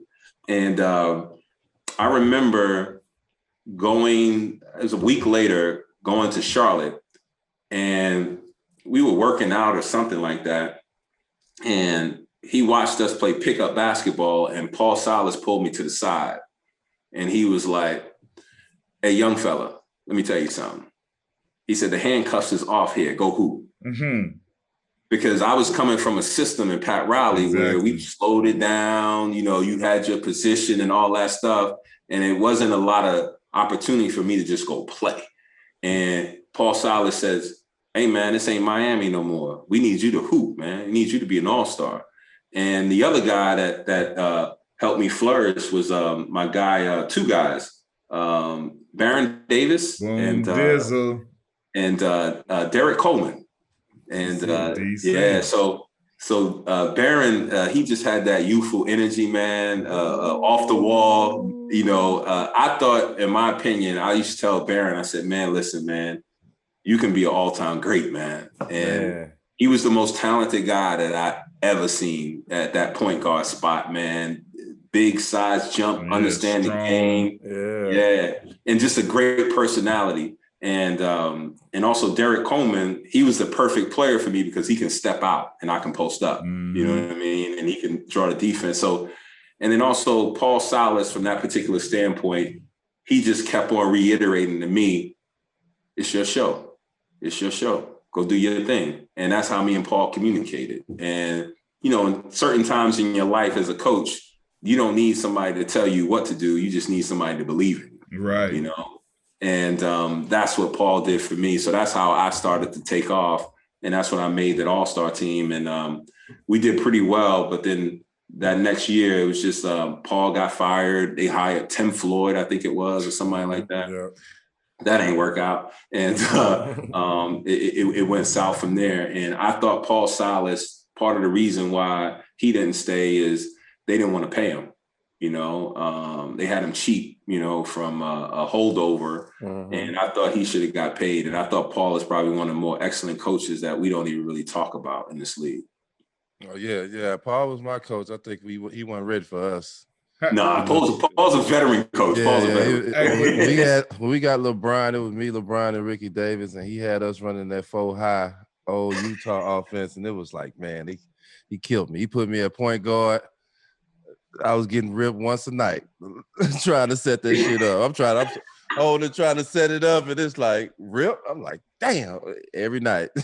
Rip my but once you get past that part of it, he lets you play with freedom. You know what I mean? Yeah, but now he one of my favorite coaches because he was just real. He was just real. Like I can accept real. Like the sugarcoating, the sneaking saying this behind your back, and then you looking at me in my face in practice. Like I didn't like that. Yeah, the bullshit. I didn't like that either. That's why I like Pat Riley so much, because Pat Riley wasn't sugarcoated. He, regardless if I didn't think it was true or whatever it was, Pat Riley always shot me straight. You know what I mean? And I respected that about him. I don't really do well with people dancing around stuff or sugarcoating it. Tell me what it is. And I think all great players and good players want to be held accountable and want to be coached. They want to get better. So that's how I always view it. Tell me this: how was it that year when you made the All-Star? How was it when you walked into that? You going to the event, you got the call. Like, how was it to achieve that? It was especially something that you felt like you had been before. You know what I'm saying? That was my 10th year in the league, and I made my first All-Star game, and it felt like. It felt like that, but it also felt like I didn't need it for validation anymore. At that point, you was like, you know what I mean? I'm like, my peers know what I can do. You know what I mean? Mm-hmm. And I remember that was actually Michael Jordan's last All-Star game. Mm-hmm. And when he was with the Wizards, and the highlight for me of that All-Star game was, Michael Jordan and me and him interacting. And that's the first time I had a deep conversation with him on the court, and he broke down every aspect of my game off rip and told me some things to do. And I was like, okay. He was like, play the game within the game. And I was like, this dude is serious. Like, straight serial killer when it comes. Yeah, man. And I'm like, and then he went to every other forward and was like, he does this, he does that. Oh, this is how you neutralize that. And because the conversation started with, hey, man, show me how you do the fadeaway jump shot, and I'll show you how I do mine. And because I used to like to turn over my right shoulder. Mm-hmm. And MJ, we know. We know. Yeah. So MJ used to show me some things, and then he started telling me a story about how he got indoctrinated into the league with Larry Bird and Dr. J, and how you can play a game within the game. And he started telling me, hey, Jamal, just go right one time and make it a point in the game to make one shot going right. Because he's like, you like to go left a lot. I was like, yeah, I like to go left. And he started telling me about how Larry Bird approached the game. He got to make 2 left-hand layups one season in each game to improve his left hand. So I started to realize how much depth Michael Jordan had as a basketball player in his IQ. That's why I say that he's the greatest of all time. It's the argument for LeBron, and different things like that is great, but Michael Jordan, what he's been able to do and elevate this thing to a different level, and LeBron has elevated it as well. I just think Michael is just a step above, man. You ain't gonna get no arguing over here. You ain't gonna get no talking back over here. So tell me this: you speaking on your, being into your businesses and your entrepreneurial stuff. Like, you own over 90-something businesses and steak Outbacks and everything you got going. What was the first business you owned, and what made you how did you come into it? What made you want to do it, and just how did you decide what to choose to go into and what you were going to do? Yeah. My first business decision, I tell people, was at 10 years old. I was originally a baseball player, and I grew up across the street from Yankee Stadium and used to go to a lot of baseball games. And my dad took me to a baseball tryout at 10 years old, and I got cut. And I tell people I made a decision to go play basketball. So that was my first business decision. You know what I mean? I'm really recognizing that I wasn't good. You know what I mean? Right. The first business decision, as far as companies are concerned, one of the first one was Outback Steakhouse. And I got a chance to know the founder, Chris Sullivan, and he went to University of Florida and also University of Kentucky as well. And he got word that I wanted to be involved in business. So when I got drafted, like I was saying earlier, I was fortunate enough to sign a pretty significant deal at the time with Fila. Mm-hmm. And so I had capital to kind of, do my thing. And how it came about was I'm sitting down with my business manager at the time, and he was a young guy, 33 years old at the time. And a part of him signing on with me was that he had to teach me everything he knew about accounting and finance. And he had his master's in finance. So every day we sat down and we drilled it basically on my own balance sheet and cash flow statement. And he said, what do you want to be in? And we had a discussion, and what came out of it was food, transportation, and housing. So food being restaurants or whatever that required. Transportation at the time, I had no idea that meant automobile business, which I'm involved in. And housing meant real estate, which I'm involved in as well. So it was very simplistic, and through relationships. And we were fortunately with Chris Sullivan, he was trying to grow his company Outback at the time. Mm-hmm. And he had 3 other partners, and we pitched in with some capital and became a limited partner in a territory in Northern California. And that had grew to about 30 something stores, got out of that, and then continued to roll with the car business in Papa John's. So was you eating at Outback before you told? Was you an Outback guy? Nah, what's funny is it's interesting. We used to get so when you were an investor in Outback, at least with the group that I had, you would get an Outback card, and it would look like a credit card, and it had your name, and it was like you're an investor. So you can go in to any Outback in the world and show that card, and you can eat for free. So you don't use yours, huh? Never used it. You want to send it to me? Never used it. Never used it. And what's funny is, that's where I learned a lot about business. It was in the car dealerships. It was understanding that of how not to lose money, but also how to make money, So for me, it was always, since my father was a professional boxer and he never made a lot of money at it, and I grew up in the projects, I never wanted to go back to the projects. So that was my main goal. It was not that I didn't enjoy my time, but in the projects, but you don't know you broke until you see the other side. You know what I mean? Let me ask you this, because I'm telling my little cousin this, because I'm telling them like we need to start getting on more of our business. I'm more in my business mind now than I was back when I was making all the NBA money. But most families don't grow up with anybody in their family telling them about owning anything they sell. You know what I'm saying? Or they don't grow up getting no type of financial literacy. How you suck out from dude, he had the master, and you like, man, I need to know it. Like I can get you, I can pay you to do it, but I'd rather know it myself too. Like, so when did somebody put that in you of like, man, you need to own something? It don't stop at an NBA check, but you need to own something yourself. You need to know financial literacy, and this can help create a generational wealth for you and your family. So it was my mom. My mother was, my mom was from Beckley, West Virginia, and then she moved to New York City at 18 years old. And if anybody knows anything about Beckley, West Virginia, it was a coal mining state. And there's not a lot of opportunities there back there in the 60s and 50s for African-American women. She wanted to go to the military, and my grandfather was in the military, and he told her not to go because of all the challenges that women faced in the military. So he shipped her up to New York City, and she wanted to be an accountant as well, but she didn't go to college and couldn't afford to go to college. And my mother was actually the bookkeeper for the New York City Housing Authority. So when people in the projects would go to the rent office, she would collect the rent. And she would balance the books and everything like that, and keep a chart of accounts.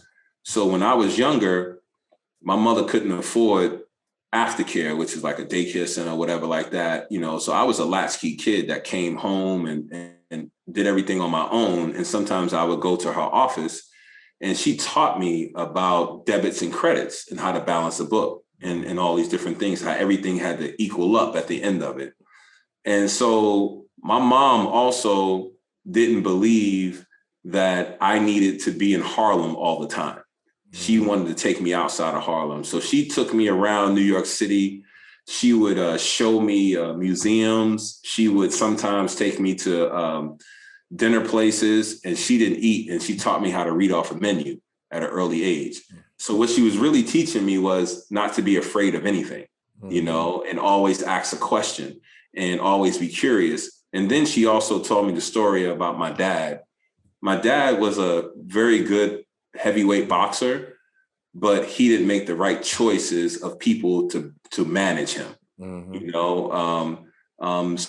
So she always inserted into me of being able to identify what is the right choice for longevity rather than the short term. So that came from my mom. And then looking at it from my side of it, it was, I always wanted to own something, you know. I always wanted to, so think of your signature of your game, of who you are as a player. I wanted to own that for me. So it only made sense that anything that I participated in, I wanted to own that as well. And I never wanted my kids to start from zero like I did, you know? So it's very important for me to build something, not for me, but for them, so that they can make choices to play basketball or not to play, and play for the fun of it. Yeah, I have a job for you. I have a job for you. And if you really do the due diligence and do what you're supposed to do, you can have it and own it yourself. Correct. That's what I always say about my kids. I'm trying to create these jobs for, like, they don't got to play basketball. I got something for them. And if they really want to do something with it, they can own it. Yeah, so that's the philosophy that I have. And one of the things that I tell my kids is that your work ethic opens up your talent. You know, there's no way around that. You know what I mean? I've seen a lot of talented guys who don't work, and they never really realize their full potential. And that's for sports, business, and all these different things. Life. But yeah, I've always said to myself that, hey, you know what? I don't have an appetite for working for somebody. You know, I don't. And going through the professional basketball career, you realize that you work for somebody, you know? And I always wanted to be the person that could make the vision and make it come alive and employ other people and give them an opportunity as well. So that's always been my philosophy, is ownership for somebody else to own. And so they can live out their dream as well. What he's speaking on is being a real boss. It's a difference between, hey, you make a lot of money, you tell, I'm a boss, I'm this, I'm that, I'm like, I got money. Like, no. There is a difference. And that is what you speak of. Like, when you own shit and when you call the shots and when you pressing the buttons and when you the puppet master, that's the real boss. When you playing in that league, like you said, you playing for whatever, and you get your check and it say such and such name on, that mean you work for them.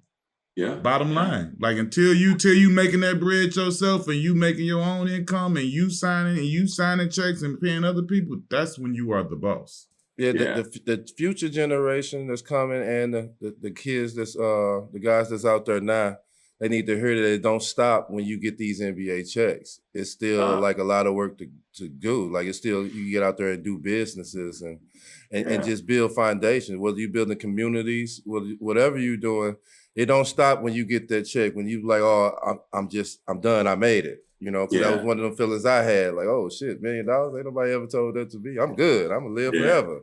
And it don't work like that. It's like, man, you gotta continue to get out here. And like I say, a lot of our families of our color never teach us about generational wealth. Now, the teachers give us financial literacy.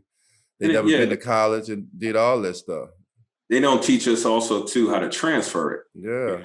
And that doesn't necessarily mean wealth. That means knowledge too. Knowledge, the generations go by. It's generation and generation. So when you finally get somebody to just break through that generation, that's where you can stop that tide. You can stop that tide in your family. Yeah, I like what a lot of guys are doing. I get a lot of calls from different guys. I really like what, Carmelo's doing, what Kevin Durant's doing. Yeah. I got a chance to speak to Kevin last year at the game before COVID. And I told him, I said, man, keep going, man. I mean, it's, we need a lot more. I personally think that need a lot more former players involved in ownership and not just majority and not just the ones with big brands. Real talk. I think the NBA was built on big brands, but the people that carry the NBA as the body of the NBA. Yeah. And I think it's important for us to now seek out ownership and different things like that. I mean, you know, I love what Michael Jordan has done, but I also love to see guys like, I forgot his name, what Magic has done. Junior Bridgman. Junior Bridgman. He's another guy that I speak to quite a bit that has done a lot. D-Wade just did. Grant Hill just got in the game. Shaq. Right. Like I'm proud of the guy, because we didn't have a bunch of millionaires at first, but now we got a bunch of millionaires. Hey, so now we going in the direction of we need a bunch of billionaires. I'm gonna just say this. I'm gonna throw my card in the hat. I want to be one of the guys that's reaching out to you and getting some of that knowledge and you know what I'm saying, figuring things out, because I got some ish I want to do too. Yeah, anytime. I mean, I'm an open book, and I share it with guys. And most of the time, when guys tell me stuff that they want to do, I'm more on the personal side, and meaning that let's identify what your passion is. Mm-hmm. And then let's identify what skill set is going to take in order to live that passion. Yeah. Now, some people's passion may pay a lot more, because, you know, and other people's passion may not pay, and that's called a hobby. You know what I mean? And nothing wrong with a hobby, but if you got a hobby that actually generates income, now we're talking on a different scale, because just like when you picked up that basketball, you'd have picked it up for free. Mm-hmm. And it's something that I tell my daughter and my son. It's like, when they talk about, well, what should I do? Well, tell me the things that you would do for free. What you love. Yeah, what you love. What you do for free. You know you ain't going to die out on doing. You ain't going to get tired of it.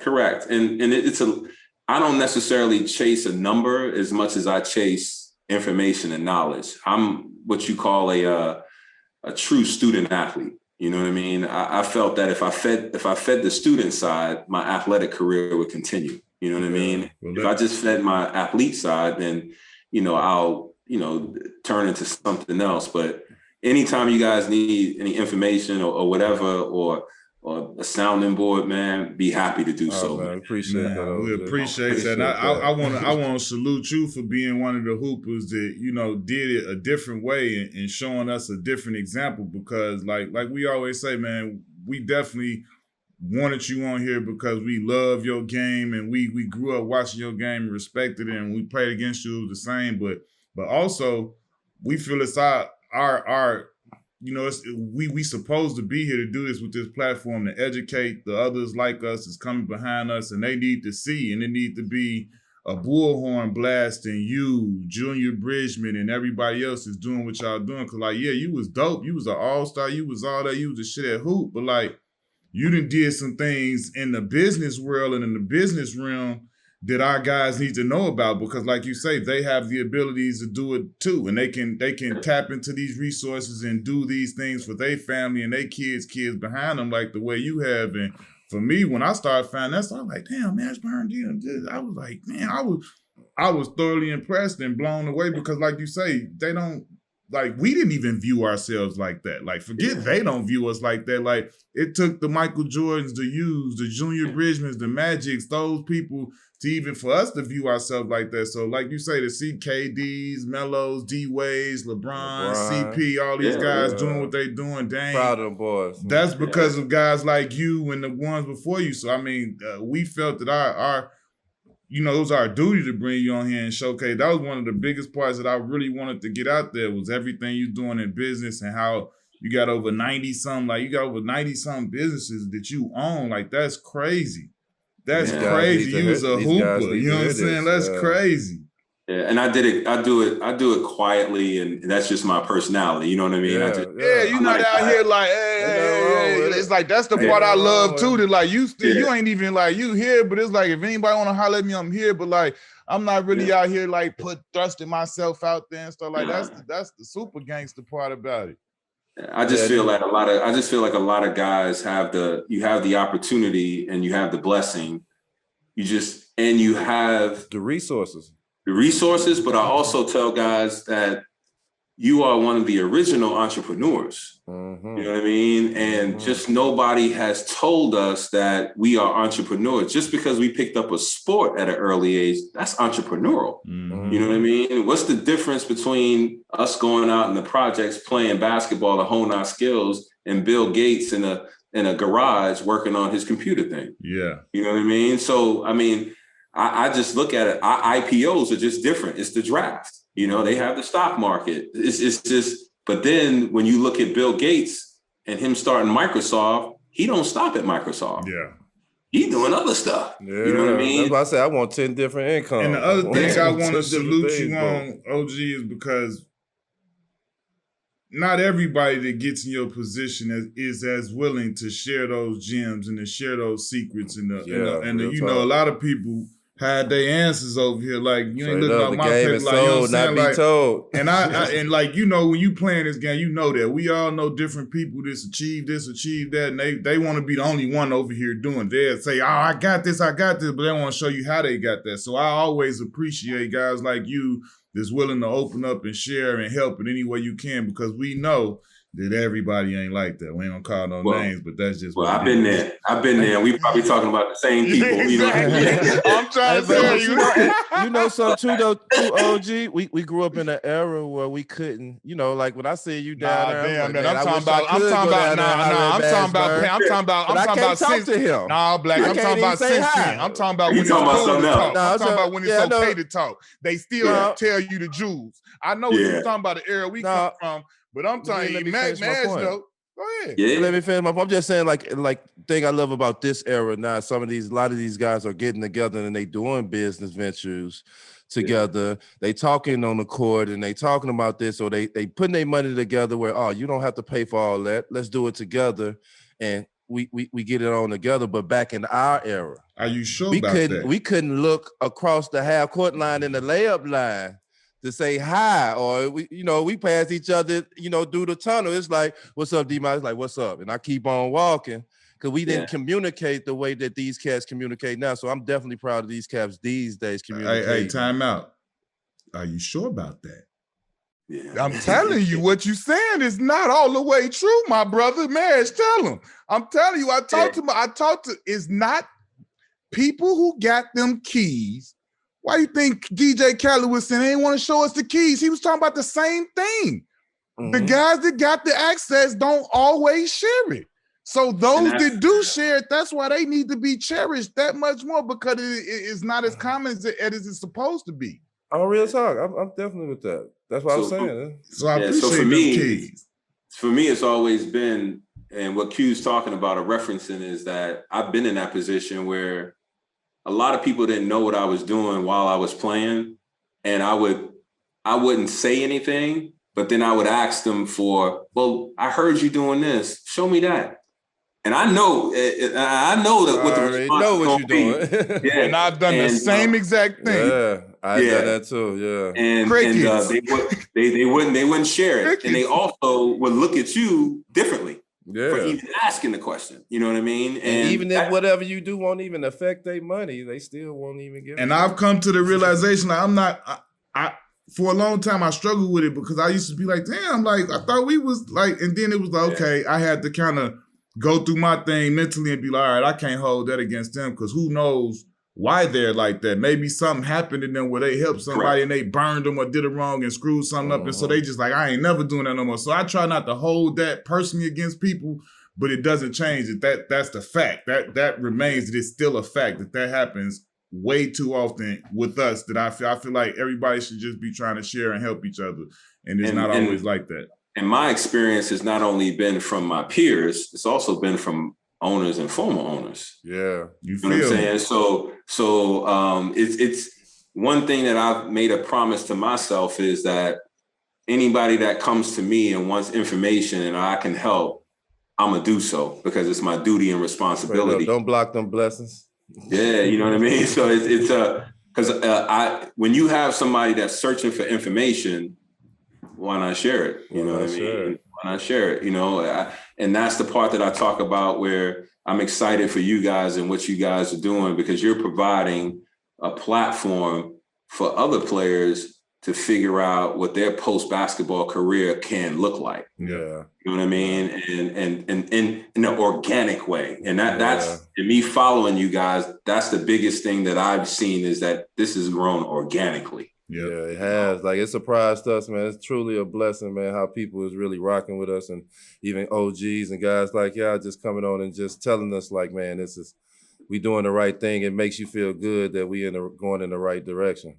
Yeah, when you spit the truth, man, it's hard for it not to work. You know what I mean? The last question before we get you out of here, I always got to ask is, you come from the projects, we all from the hood, humble beginnings, we see the building behind you. Not include mom, dukes, or family. What did you do when you first got paid? And you said you got some good feline money. Was this, did you off the top start going into businesses, or did you treat yourself? Did you get a nice watch, a whip? I know you had to get some wheels. What you did? Well, what's funny is my first ride was, actually, I didn't buy it. It was a signing bonus from Fila. It was a Ferrari 380 Spider. Oh.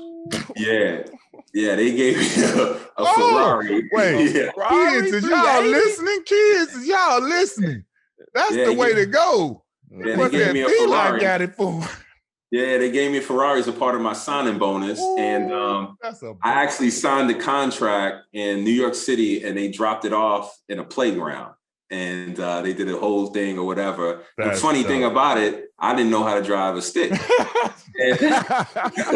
So I was 19 years old, and then I went to get the thing insured, and they was like, it's going to be a premium for you to insure it. So I sold the car to a dealership, the guy at the dealership, and I got me what was it? It was the first 4-seater convertible 2-door Mercedes. When they first came out, the 2-door Mercedes, and it was a red with a black top with black interior. And I got that, and I traded it in, got some cash back, and the guy who bought the car, the Ferrari for me, he was a high wealth individual out of Kentucky. He told me to sign the hood in a Sharpie.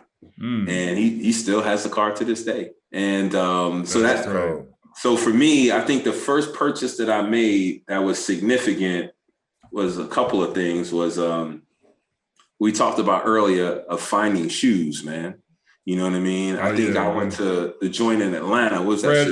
Freedman. You know, we gotta get them dress shoes right. Freedman. And I think I walked out of there and with like 20 pair of Gators or something like that. I think it was like 45 grand. 20 pair of Gators, baby, In all colors, you know what I mean? All colors, because that was the first time I ever had to could buy what I liked. Whatever you want in that job. Yeah. So that was my first big purchase. And then I think when I went to Dallas, I bought a home that was sight unseen. You know what I mean? And it wasn't built. It was like in the pre stages, and I think it was a $750,000 house. I think that was my first purchase. Yeah. Nice. Yo, we appreciate this. This has been amazing, man. We got the man, the myth, the legend, UK's finest, Harlem's finest, Monster Mash in the business world. After basketball, we all looking up to my man. We appreciate you coming through. Jamal Monster Mashburn, y'all. Man, Q and D Miles, thank you, man, for having me on this platform. I really enjoy and love what you guys are doing. Anything you guys need from me, business or personal wise, I'm here for you and to support you in any particular way. But I had a great time chopping it up with you guys. Appreciate it.